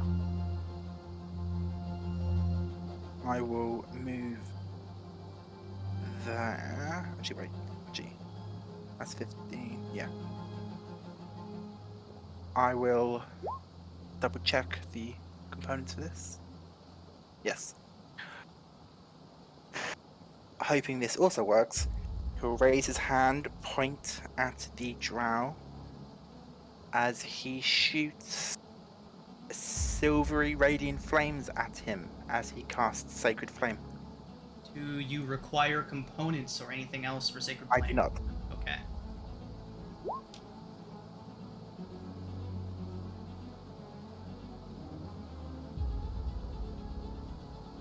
Fantastic. Okay.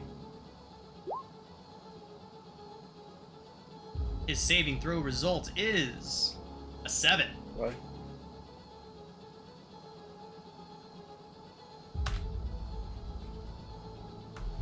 Okay. Anything else No from one can. Uranus? He will take another step just to get a better sight. Okay, Sarah.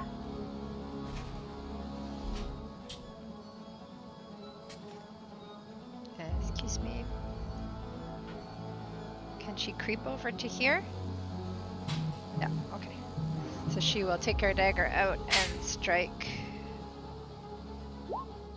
Oh. 7's not gonna do it. So many misses. Oh no. But we've got you surrounded now. And hurt.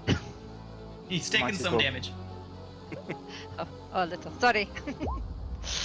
Okay, Bia.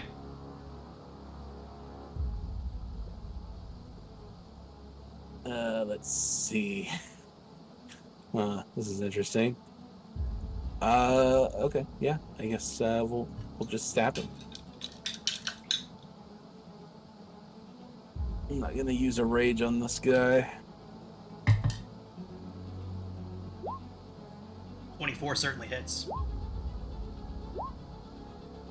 Bia, your dagger drives into his chest and he spurts out blood and drops down to the ground.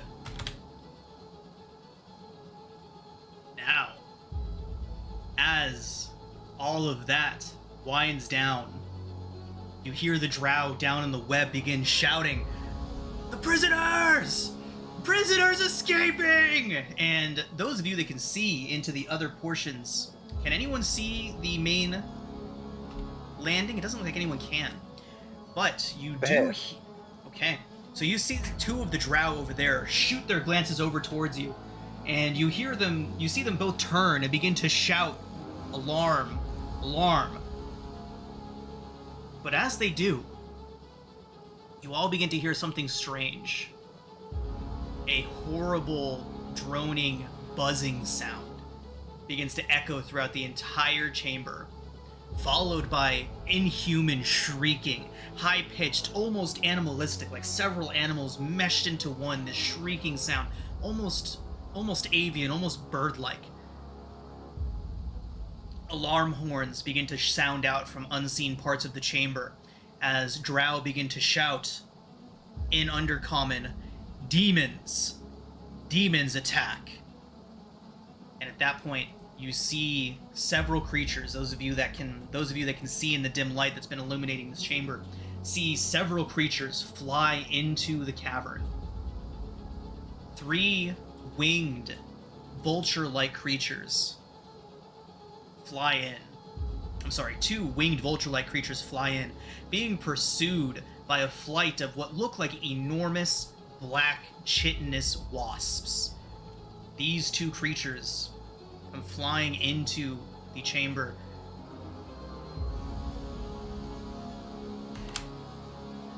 And they dive and begin this combat with one another. Several of them break off from the main group and begin attacking the drow on the main landing.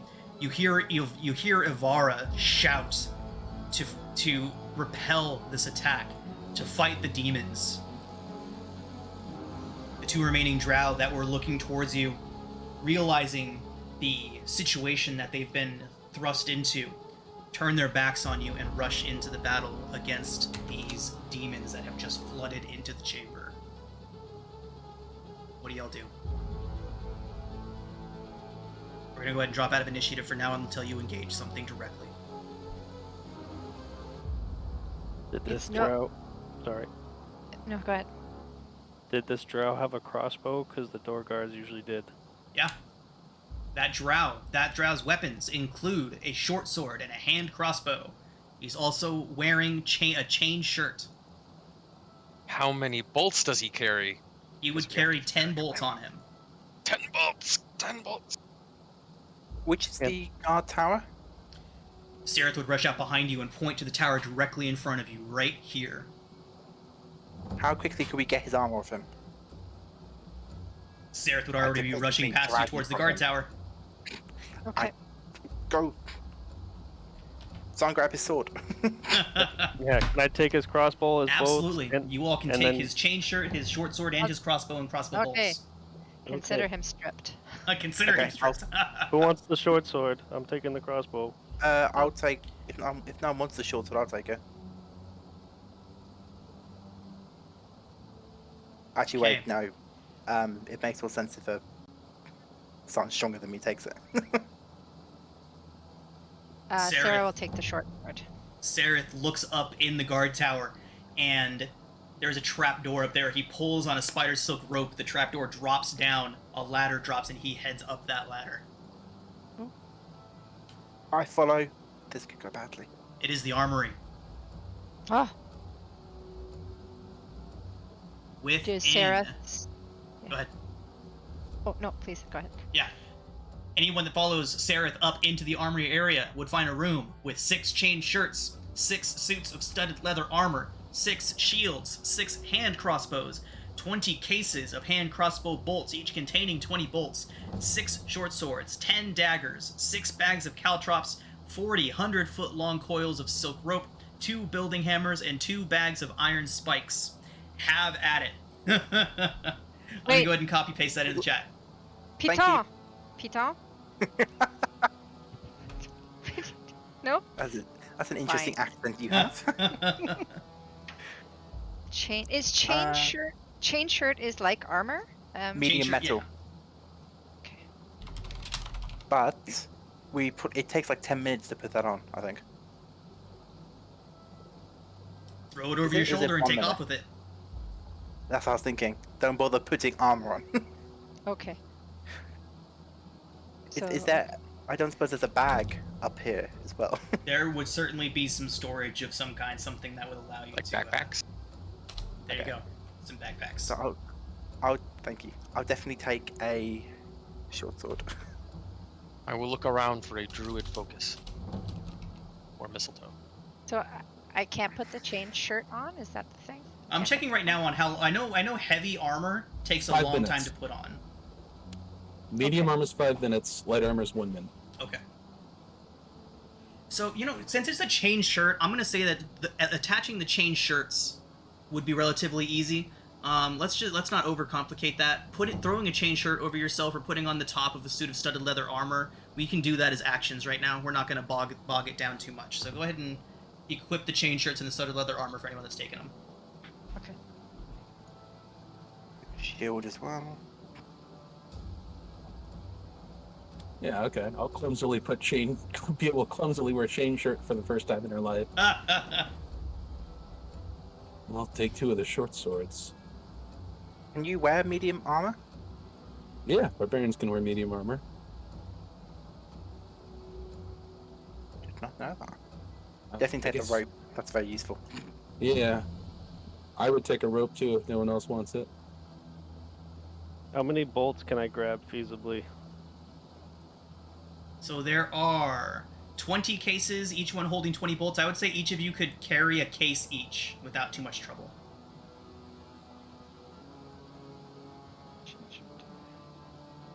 The battle rages between the drow and the demons not far from where you're standing. Anything else up here? That could Is be there- useful. Is there a club and a shield? Stick and a shield. I would say that it would be that you can assume that there is a quarterstaff there. Oh shit, everybody! I totally forgot your weapons. Any of your starting weapons would be here. Weapons Oh, really? specifically, weapons and Oh. armor. Your Yeah. starting weapons and Okay. armor are here. I'm sorry, I did not mention. I completely forgot about that. Your starting weapons and armor are here in addition to everything I just listed. Okay. Take everything. That does not include spellcasting focuses or anything unique that was stolen from you. So, for example, Uranus, your prayer book is not here. Trazen, your mushroom focus is not here, and Bia, your wolfskin coat is not here. That does remind me. When I got captured, they also took a relic from my settlement. Have I seen that?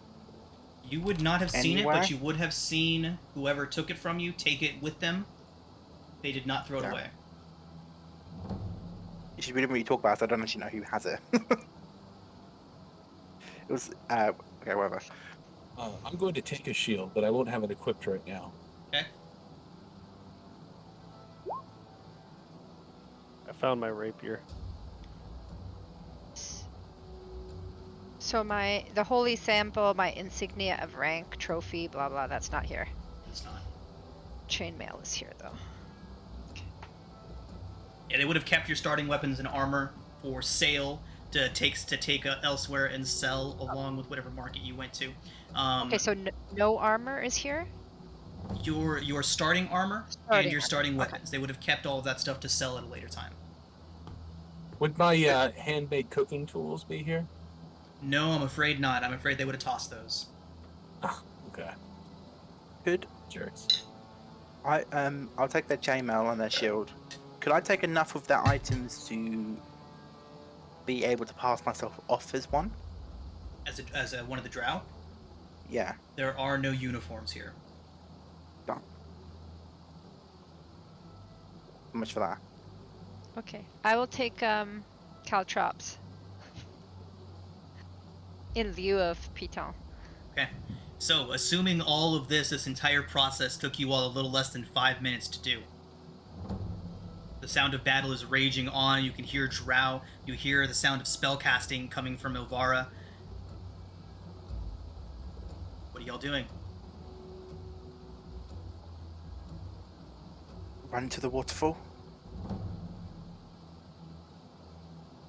I think so. Getting trapped in the web doesn't seem smart. Accident. Agreed. Okay. Let's do it.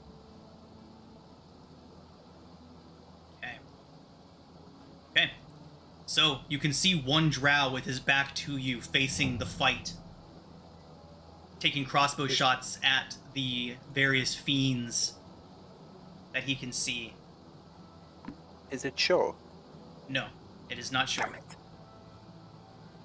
Sure, for anyone that can see, appears to be in the thick of the fighting.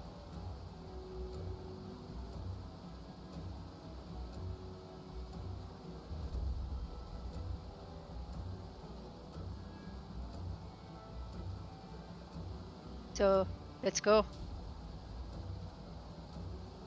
Do you want Can I to take 2 stealth or shots do we just before want to run for it? Nope. Where is Trazen? I don't see his token anywhere.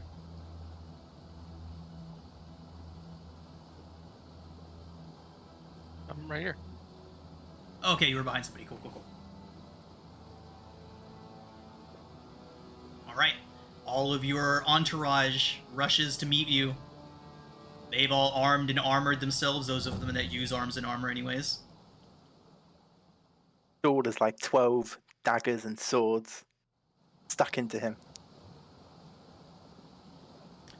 Sarah, as you approach, this one whips around towards you. He's like, "What the?" And he raises his crossbow at you just in time for one of the demons to leap over one of his compatriots and land right next to him and begin ripping away at him.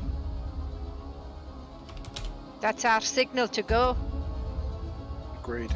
We ready to jump? Oh, that's brutal. And you see he turns towards you, and right as he's raising his bow, you see a proboscis, a long stinger-like appendage pierce through his chest as this thing rips through him, and you can almost see its eyes protruding from the other side of his chest as it rips its head back out. Through the hole in the drow, you can see the demon turn back towards the other drow and jump back into the fray. Trazen, go. First. As you wish. Dark Maiden, protect us. Babushki. What the fuck? There's a big jump. Sarah will be watching to see what happens to Trazen. Okay. I'm gonna stand next to Sarah and just wait for everyone else to go. We'll hold the bridge from anything. Okay. So, Trazen, your gambit pays off. The waterfall absorbs a lot of your momentum as you fall down. Your butt kind of bounces off a rock or two as you go, but that only serves to slow your fall, and you splash unharmed into the pool below. We But see It's him. safe. It's I don't safe. think Everything we is do. good. Does he look alive from where we can see him? He made it, yeah. You can hear him All right. splashing around in the water. Trazen made it. Let's go. And Sarah will leap off. Come this way a bit. Okay.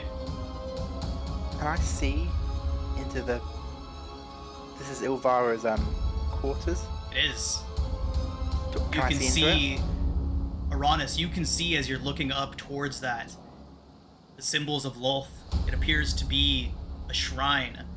And what you know of drow culture leads you to believe that Ilvara's quarters are directly beneath that shrine.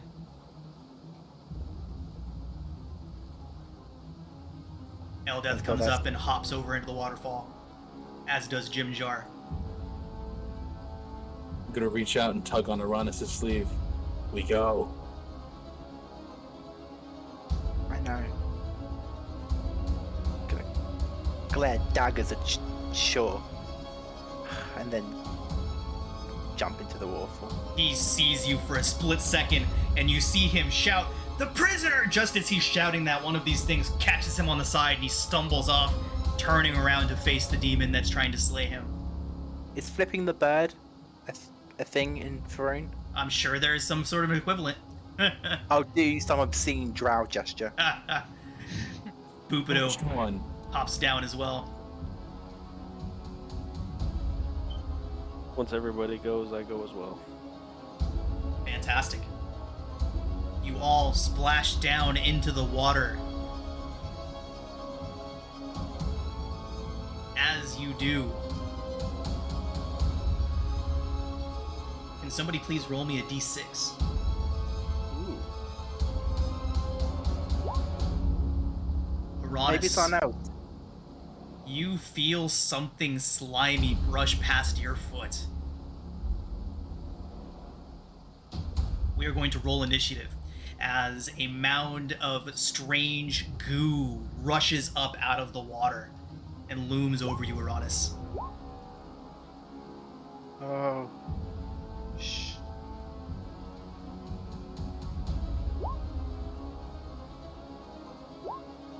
Oh, Dark Mother, protect me. Does it strike me? Does not yet.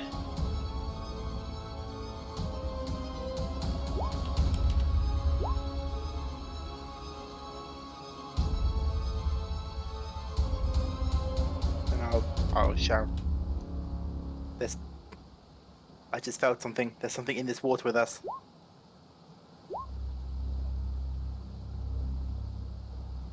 Sarah, you are up first.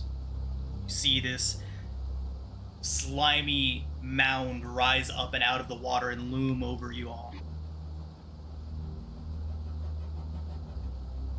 Okay. She'll take her reclaimed longsword and strike out at it. Where? Okay. We're all in the water now?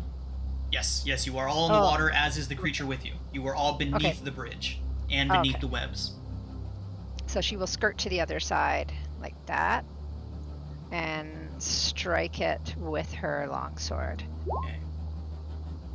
18 hits. 5 slashing. Fantastic. Are we treading water? Yes, you are. Okay. That is a good point. You are all treading water right now. Attacks are made at disadvantage unless you have a swim speed.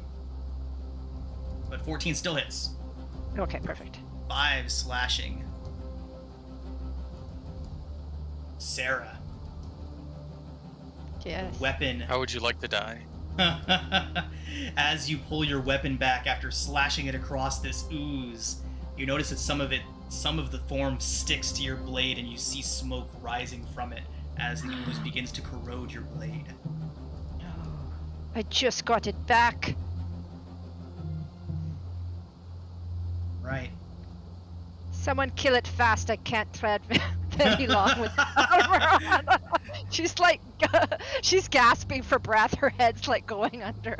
She's Okay. like, Gonna bring us to Cillian. I shoots it with my crossbow. Nice.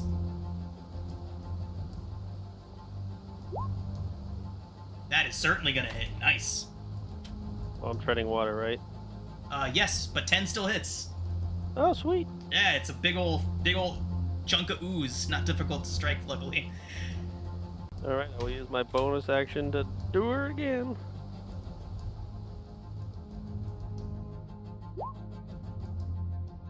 Unfortunately, a nat 1 auto misses, even if the 8 would have hit. That's all I got. All right. The remaining prisoners, Shushar, swims very quickly towards the edge of the water and pops out.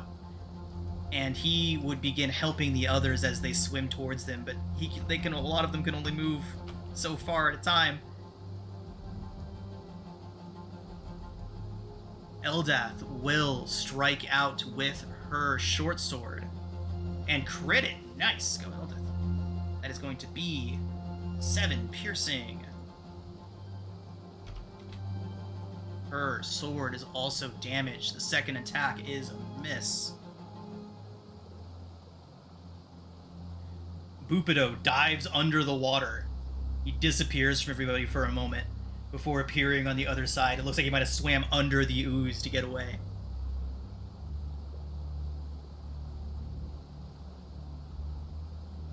Stool kind of pops up, buoyant, floating around towards the edge. Him and Sereth swimming alongside one another. Bia, you're up.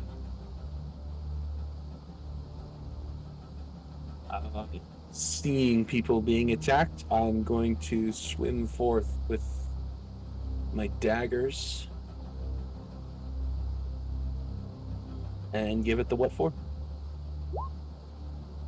Fantastic, that's a hit. Oh, 7 hits. Oh, disadvantage. So Shit. 7 hit? 7 does not hit. Hmm. 7 just misses.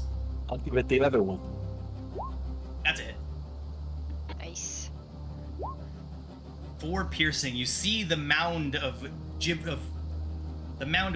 strange goo beginning to convulse and shiver, shaking unnaturally fast before it sinks down into the water. I'll proceed to swim over it for 15 feet, right? Yep. Okay. Ronis, you're up. I mean, yeah, there's nothing else to... I'll swim out. I can get... What's your you swim can- speed? Unless you have a swim speed, your movement half. speed is halved. Yep. But you can use the Okay, dash so to I use your can full make it movement. Oh, true. I'm out. I'll help other people out. Fantastic. Okay, so if everybody is just going to be using their movement to get out of the water, no other actions, we'll just move to the top of the initiative. Sorry for all the stuff. We'll just move to the top of the initiative, and everybody can get out of the water. Now, the fight is raging above you. Every now and then an errant crossbow bolt goes flying towards you, but you're well out of range of the hand crossbows of the drow. They've noticed that you're escaping, very much so, but they are too caught up with the several demons that are just absolutely shredding their ranks up there. You see most of the leadership is holding their own quite thoroughly, but many of the remaining Quaggoths and many more of the remaining drow are being slaughtered up there. You can see that there are 3 paths out of here. One to the north, one to the south, and one to the west. What do y'all do? Where do we go? And I'll point to the north one. Sereth jumps out of the Why water. not Not that that way? way. That's Menzo Baron's on that way. Oh, I second that. Not that way. is there light? Can we see light coming or fresh air coming? So the smelling? entire chamber has been illuminated with dim light. The drow illuminating the area so they can see to fight these demons. No, I mean like daylight. Would we see daylight shining down No, from? we're like 1,000 There- feet yeah, below the ground. Okay. A Sorry. mile or 2 below. Sereth, which way? Sereth would look around. He says, I just know not that way. And then Shumshar says, I can hear the waves. Rushing of water to the south. A river. Is that good? Can you all swim? Yes. Yeah. Can you breathe underwater? No. Yes. Not particularly. Looks around. And then Stool would waddle up and let out a poof of his spores. And he would ask Shushar, aren't we close to your home? And Shushar would say, yes, we could take the waterway. And Stool would basically let him know that all of you won't survive under the water, leaving only one route, unless you all want to take a swim. Well, we can't breathe underwater. No. So, this way? So Shushar says that he can lead you all to Sloop Duploop. Soup the what? He would say it again. He would say that he can lead you all towards Sloobludop. Sloop-de-blop. Sloobludop. Sloop-blue-dop. He would say it again, Sloobludop. Bless you. At which point Sereth would say, it's a city, it's a Kuatoa city. If you can call it a city, more like a collection of mud mounds with a bunch of fish people living in them. Shumshar would say, my people would welcome us with open arms. At which point a crossbow bolt would catch him square in the head. Could did he seem genuine before he died? Well, let's see if he dies. I still have to roll the damage and stuff. It hit. He got hit by it. Okay, he takes 3 piercing, so he's definitely not dead. Ow! Perhaps we should move, friends. Okay. And he has to make a Constitution save. Okay, he pulls the bolt out of his head and throws it to the ground. Does he seem genuine? Make an insight check. Remember, this is the pacifist who was pontificating with Trazen yesterday. You could be a lying pacifist. Yeah. Doesn't take much to sit back while someone else kills them. That's true. Never mind. Wait, Yeah. why is my name Food now? What? What? What? Your name's Via. This is strange. It's not that in my display name.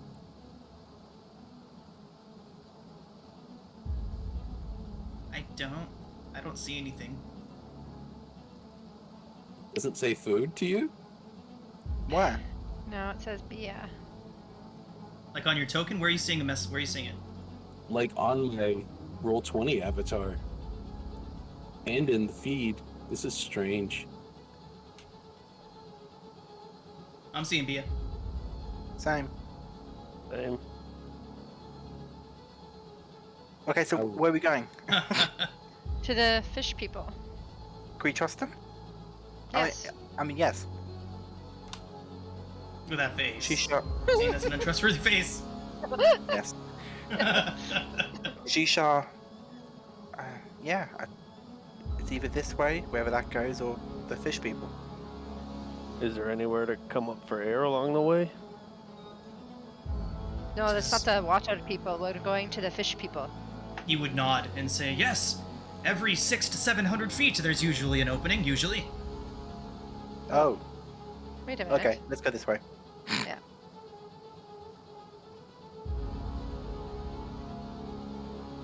Quick question. What we're standing on, is this like stone? Is it sand? It is stone.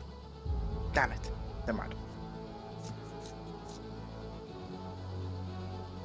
Let us go quickly before they fire at us again.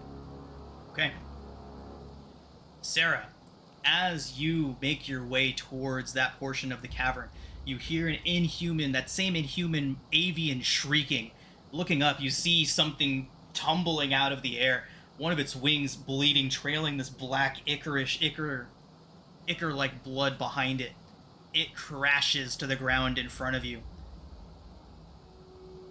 It rears up on its talons and begins shrieking at you. What do you do?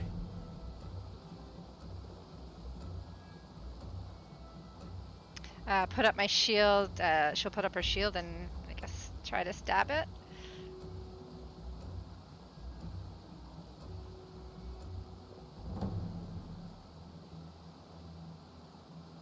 You're on the initiative. Okay. Here we go. Ooh, nice hit. 10. Very good. Okay. All right. Sarah, it shrieks at you and lashes out with its talons. Sarah, that is a 17 to hit. Does not hit. Fantastic. It then lunges at you with its beak with a nat 1. Fantastic.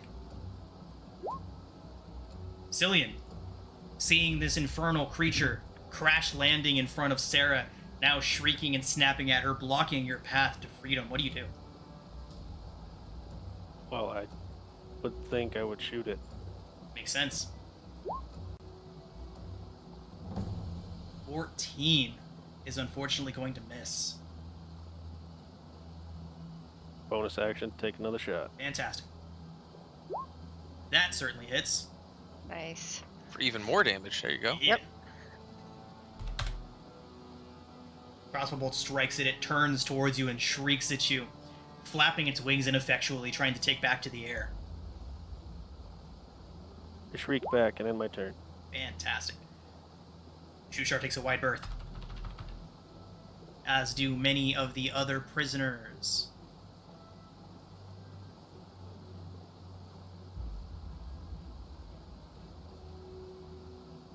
Sereth takes a defensive stance, guarding Stool and the others.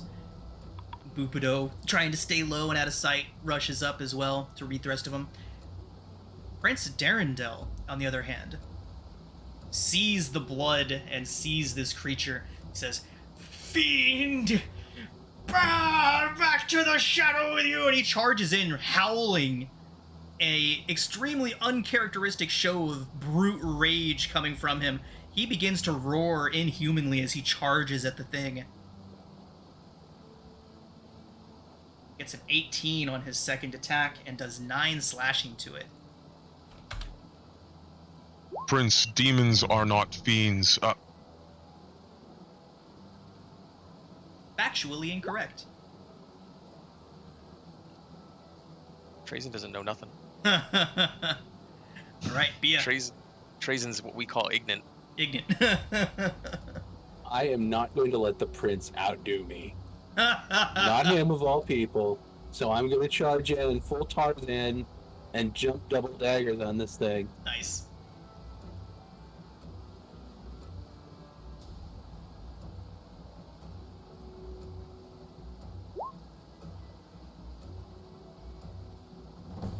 $22 hits. 6 piercing. 15 just hits for 3 more.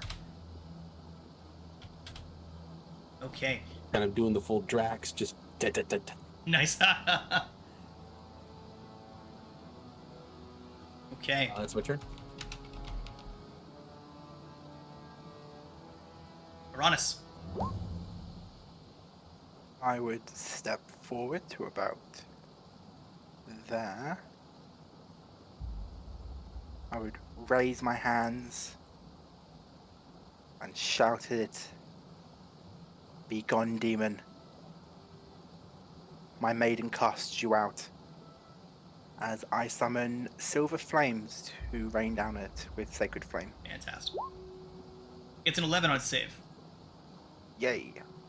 Right. It burns away in the silvery flames and drops twitching to the ground.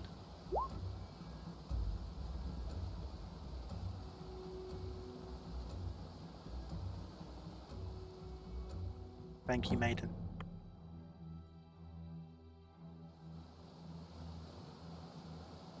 Do. I'm gonna guess there's nothing salvageable from it. From the demon? No. Unless you want like some demon feathers or something.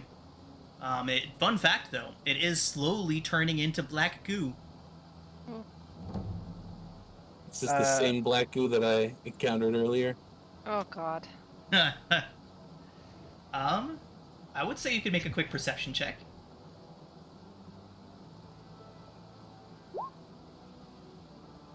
Sure smells the same.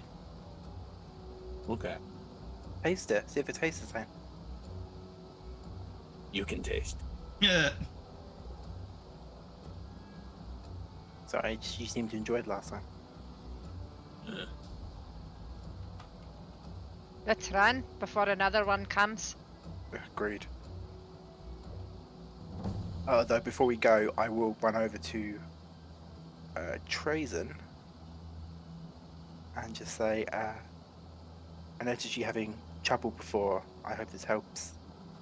And I'll touch your quarterstaff and cast light on it.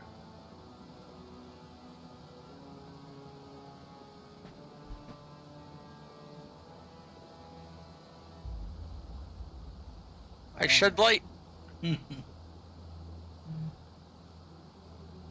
Okay, so the sounds of the drow's battle with the demons still raging behind you all.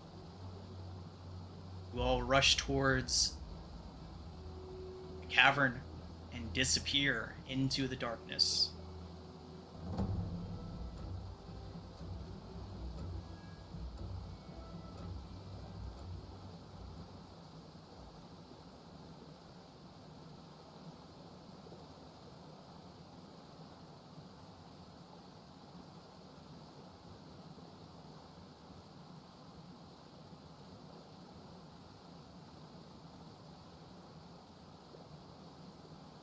Sounds of the cavern, the rushing water of the waterfall fading away behind you.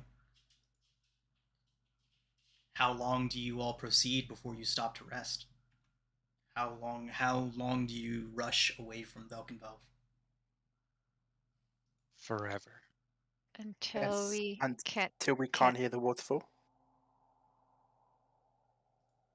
Okay, well you'd stop hearing the waterfall after maybe 15 to 20 minutes of running. And the sound of battle? Sounds of battle would start to disappear around the same time. Oh shit. My bad. Sure, Invarus kill him. here. Get him! Who are these people? Advance! Advance! I tackle him. I want my symbol back. No worries. You all have seen the last of them. Don't worry. They're not coming back ever. I'd say we go 30 minutes beyond even where we stop hearing things. No, we jog for Lord of the An Rings hour? time. Is it just 4 all hours? tunnels? We're exhausted. Do they open up? Do they get wider? They open up, they get narrower? wider, they branch off in various locations. Shushar would be able to let you know if you're going in the absolute wrong direction.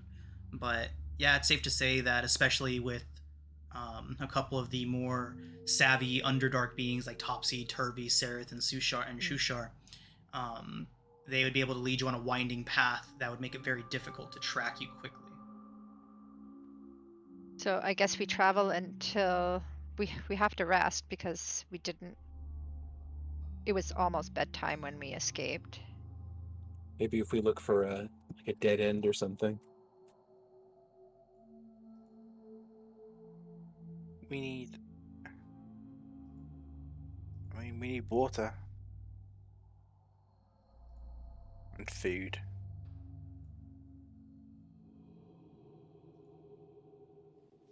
So I guess we would let what's it? Topsy Turvy Shushar guide us for a few hours until we find like a cavern or a little cave or. Would anyone have a bit of mistletoe? Fresh out. A shame. No.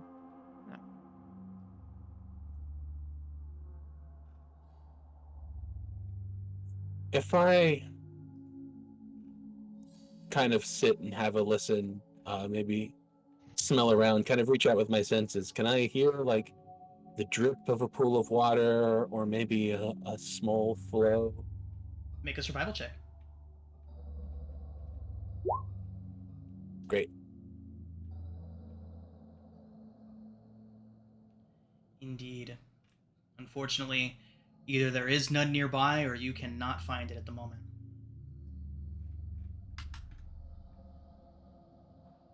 Don't like this place. We need to be careful. All sorts of things inhabit these caves.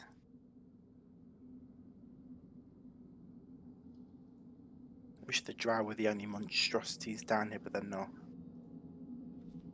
Are you all tired?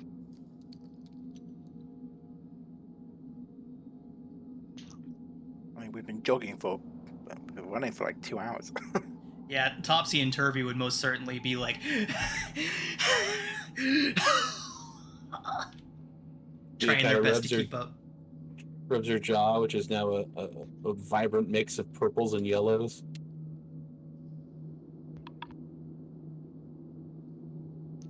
I wouldn't mind taking a rest. You think we Gathering can find strength. somewhere safe? Topsy and Turvy nods. Yeah, resting good. Where Jim Jar would be a safe place to rest? Sareth would say, well, judging by the state of the lift, it would have been at least several hours before they could safely make it down to launch any sort of search party towards us. I think we may have time to rest at least a while.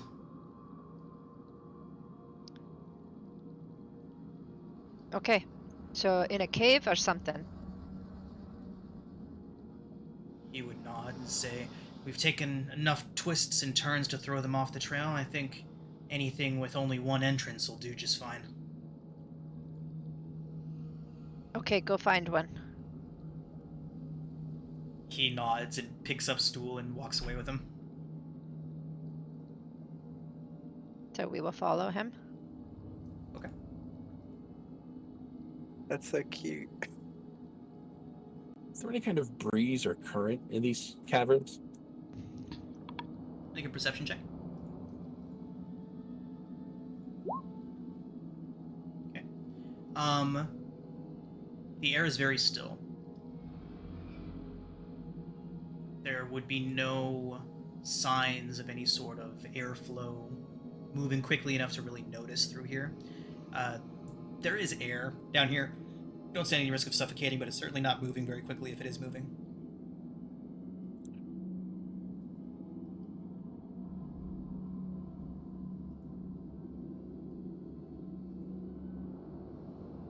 Suppose we follow after Sareth looking for somewhere to go.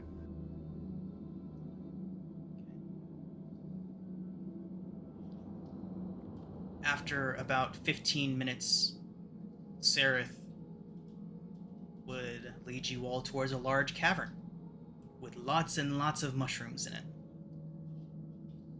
A veritable forest of little mushrooms, big mushrooms. Some that grow directly off of the rocks.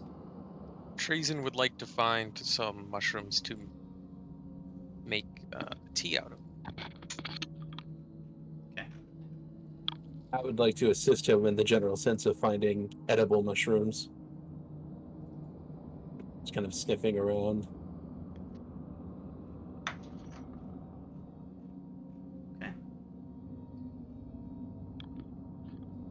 Do you need me to roll anything or? Yes, we are going to do survival checks for anybody that's foraging.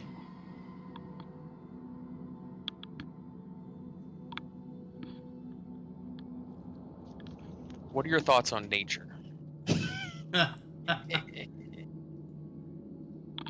Foraging specifically is definitely going to be a survival to find the ones that are edible. So, that you can actually so can I move my proficiency to? Because I always thought that nature would make more sense.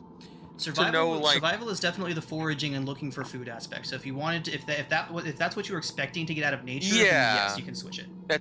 Because that's why I took it. Nature's Nature more is like biology, behavior. Exactly. Oh, okay, Analyzing yeah, animals, he wouldn't. knowing like the mating habits of the African water buffalo or whatever would be nature. Okay, yeah, he wouldn't know anything about that. He would be more that. Yeah, okay, that's why I took it. Okay, I was just wondering because that's literally why I took nature instead of survival. Totally fine. I'm not trying to cheese the No, system you're or good. You're anything. good. Okay. So with a 17, you are able to find some of the mushrooms in here that are edible. With the help of some of the other Underdark inhabitants, you do find. Roll a d8, please.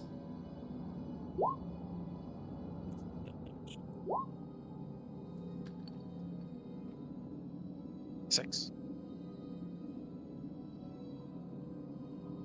So, you find one, kind of holding it up. It's a bulbous fungus growing in a small pool of brackish, shallow water.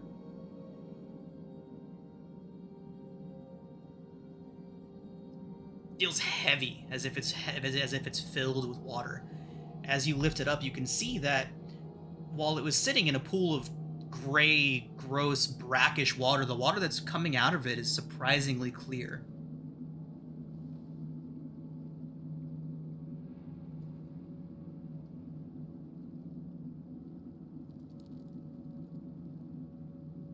Does anyone have a metal container, a cup, a bowl, a helmet?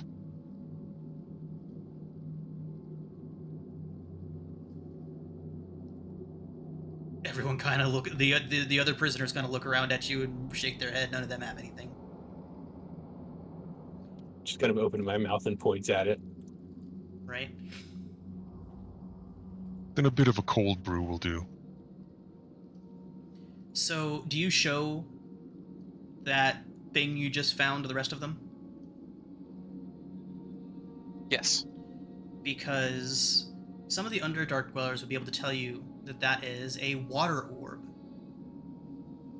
Can be squeezed to yield clean, drinkable water, and the one that you just found, Trazen, yields a gallon of drinkable water and a pound of edible, if somewhat chewy and tasteless food.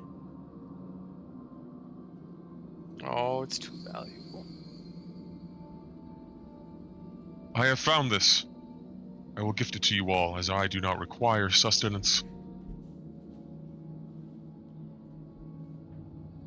Jim Here, Jar let would me approach squeeze the mushroom. Cillian and be like, "You know your next portion's mine, right?" Yep. I've had it. Just checking. Allow me to squeeze the juice of this mushroom into your gullets. It's the mental imagery. Stool would Who waddle first? over towards you. Yes, open your mouth, stool. It kind of just tilts back a little bit. Excellent. I will grant him the gift of water. Mushroom He water. waddles away happily, sloshing a little bit.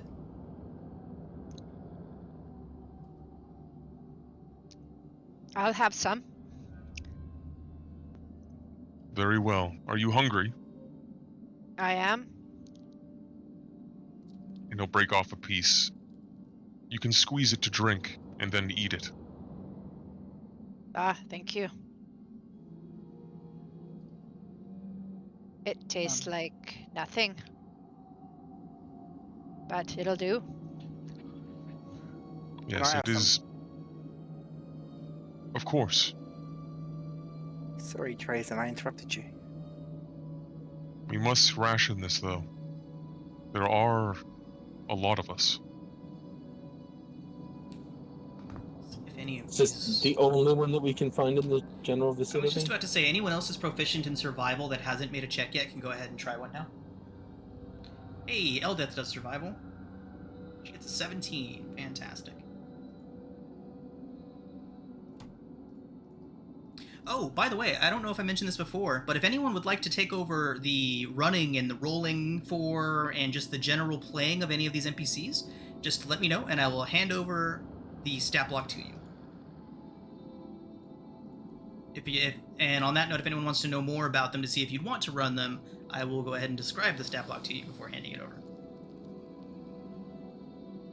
But allow either me control way, of Stool, I will use him for sustenance. don't eat stool, damn it! Suddenly, Stool says, "I want you to eat me." Uh, I am complicit in your cannibalism. Devour me. Devour me. I can have a look at Eldeth's sheet. okay. So, I just put her into your journal. Let me know if you can see her sheet or not, or if I have to give you control of her sheet to give to so you can see it.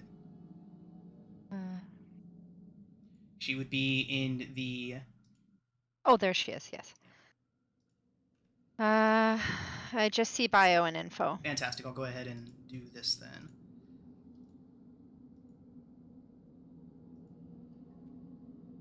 Where's Stool? Why do I I'm setting them all right now. So yeah, so I'll go ahead and set them all right now. And congratulations, everybody, because you can all level up to 2 now. Hey. Yay! Level 2? Level 2. I can do the thing that my character's meant to do now. I can't open my character sheet. My deity is smiling down upon us. Who can't open their character sheet? Me, Lillian. Well, what's the difference between GGTR and... I guess it's Tasha's Cauldron of Everything. Yeah, Guildmaster's Guide to Ravnica. Oh, okay. Cillian, hold shift and double click on your token.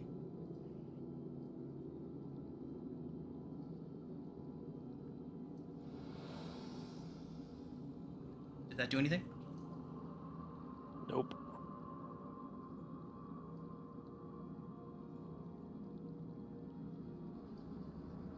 You said you can't open your character sheet? In Roll20, you can't open your sheet. Yep. Go ahead I and was reset. having weirdness earlier too. You might want to refresh. Yeah, go ahead and restart your browser.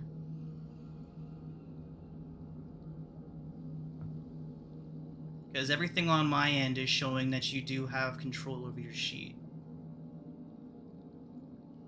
Yeah, refresh worked. Okay. Do we benefit from a long rest then?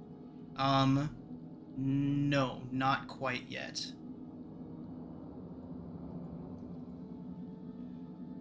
Checking something. Can somebody please roll a d20 for me? Fantastic. Okay.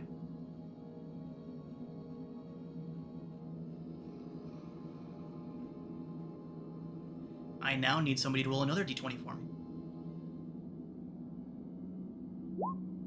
Thank you. You will die. And I need a brass finally, brazier. a d6.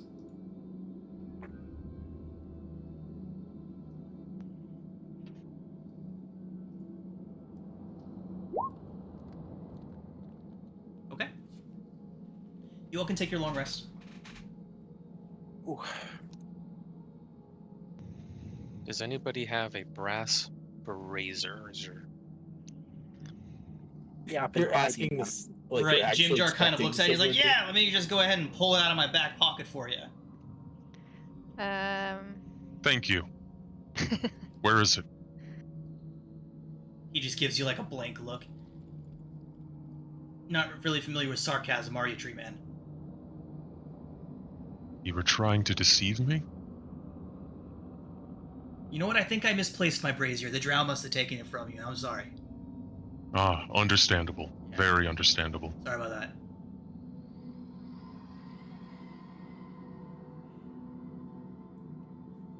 So, I want to cast it. I can't cast Find Familiar without it. That's why I want one. But there's no braziers around here. yeah, don't Let's worry. look at Eventually, that. you'll get to a place where you can get more specific gear. But for right now, it's what you got on you. Don't you You need also need, incense? you also need the herbs and incense. And they cost gold. Aren't spell components wonderful? It's awful. I can make water though. Although if you're talking about Wild Companion, I think that explicitly requires no spell components. but it it's temporary. requires if you're talking about the new druid spell that you can get to summon the thingy, I think it's like 300 gold for the thing you need to cast it. It doesn't I don't know consume that's- it, but Shumshar I was is in a trance-like meditative state, sitting in a corner, legs crossed, hands out, fingers together, humming to himself every now and then.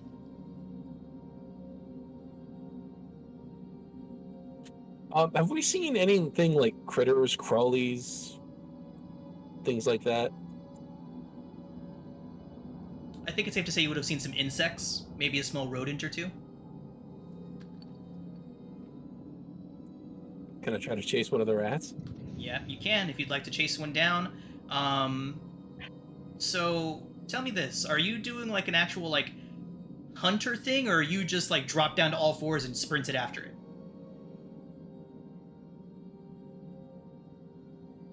Let's go with the latter this time. Okay. Make an athletics check. Hell yeah, you caught that rat. Yeah. 6,000 more. 6,000 more. Yeah, screw it. I tear into it. Hell yeah. How do you level up in this thing? So, what you're going to want to do is open up your character sheet. And you're going to go, you know what, along the top, those buttons that say core, bio, spells, and little gear icon next to it? Yep. Click the gear. Scroll down on your bottom right column. You're going to see two options. Launch level 1 Charactermancer and launch level plus Charactermancer. You are going to want to be extra sure that you hit the launch level plus Charactermancer. Doing the level 1 will reset your whole sheet. So launch level plus Charactermancer, and let me know when you've done that. Yep, I'm there. Fantastic. So that'll open up the Charactermancer for you. And from there, basically just follow the instructions that are on the screen, going through. When you get to the levels portion of it, which is just the first one when you've hit next. Once you get to that, you are going to want to either roll for HP or hit the average. You have to hit one of those two buttons for the value to go into your sheet properly. Yeah, you can choose either one. If you roll, you've got to go with the roll. And once you've done that, if you are not going to be multi-classing, you just hit next again, and then just follow the instructions on screen. It'll let you know what you're getting. It'll let you know what options that you have, and it should just walk you through it. But if you do have any questions, just let me know. Thank you. No Go problem. with the average. Don't roll. It's bad news. I've seen some people get some really great rolls off of rolling. It's just like in character creation, I always give the option. It's like, hey, you can roll for your stats, but I have to be there, and you're stuck with what you get. Standard Never. array is just always it's technically, mathematically, the more reliable option. But I have had a player or two want to roll before. That leads to That too is much back to heartbreak. church now. Alright, everybody. So, as you're all resting, eating, scavenging, doing what you can to stay alive, eventually, Shushar would open his eyes, and he would say that he has sensed his homeland. The great city of Sloopledop is about 4 days away.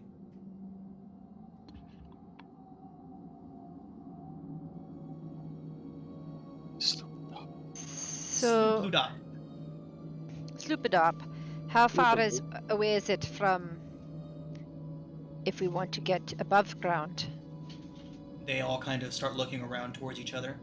It says, there is no known path to the above world. At that Right. How point, were Jim we Jar captured? would kind of lean back and say, not any that you know. Jim Jar, do you know something? Oh, yeah, well, yeah. Yeah, I do. What do you know? I know that the people of Blingdenstone know many routes to the surface world. How far are we from Blingdenstone? He The shrugs. great home of the Says, well, if Gnomes of the Shimshar Underdark. here says that we're near Sloopledop, that would mean that Blingden Stone is about... Well... He stops to think. You can see him taking out his fingers and counting. As if Sloopledop is there, that would mean Blingden Stone is...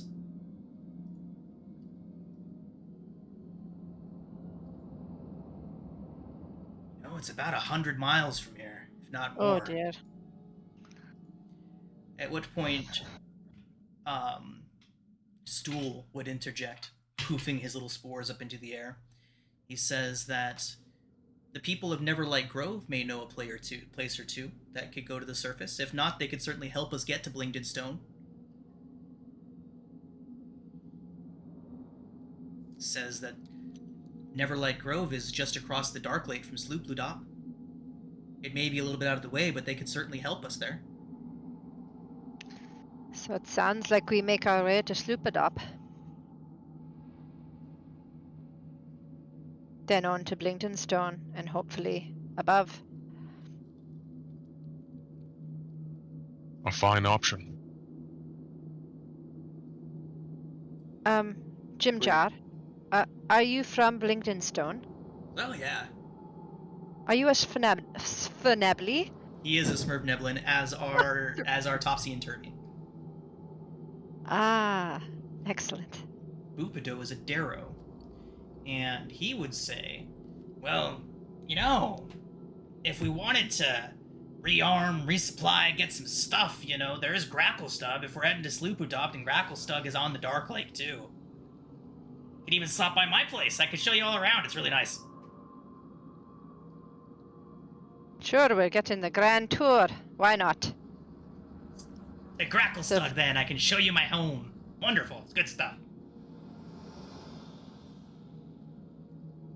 Okay, so first to Sloopadoop, then to Grandin Stone, Gracklestone, Gracklestug, and then on to Blingenstone. Sounds like a road trip. So, as you're all discussing potential routes,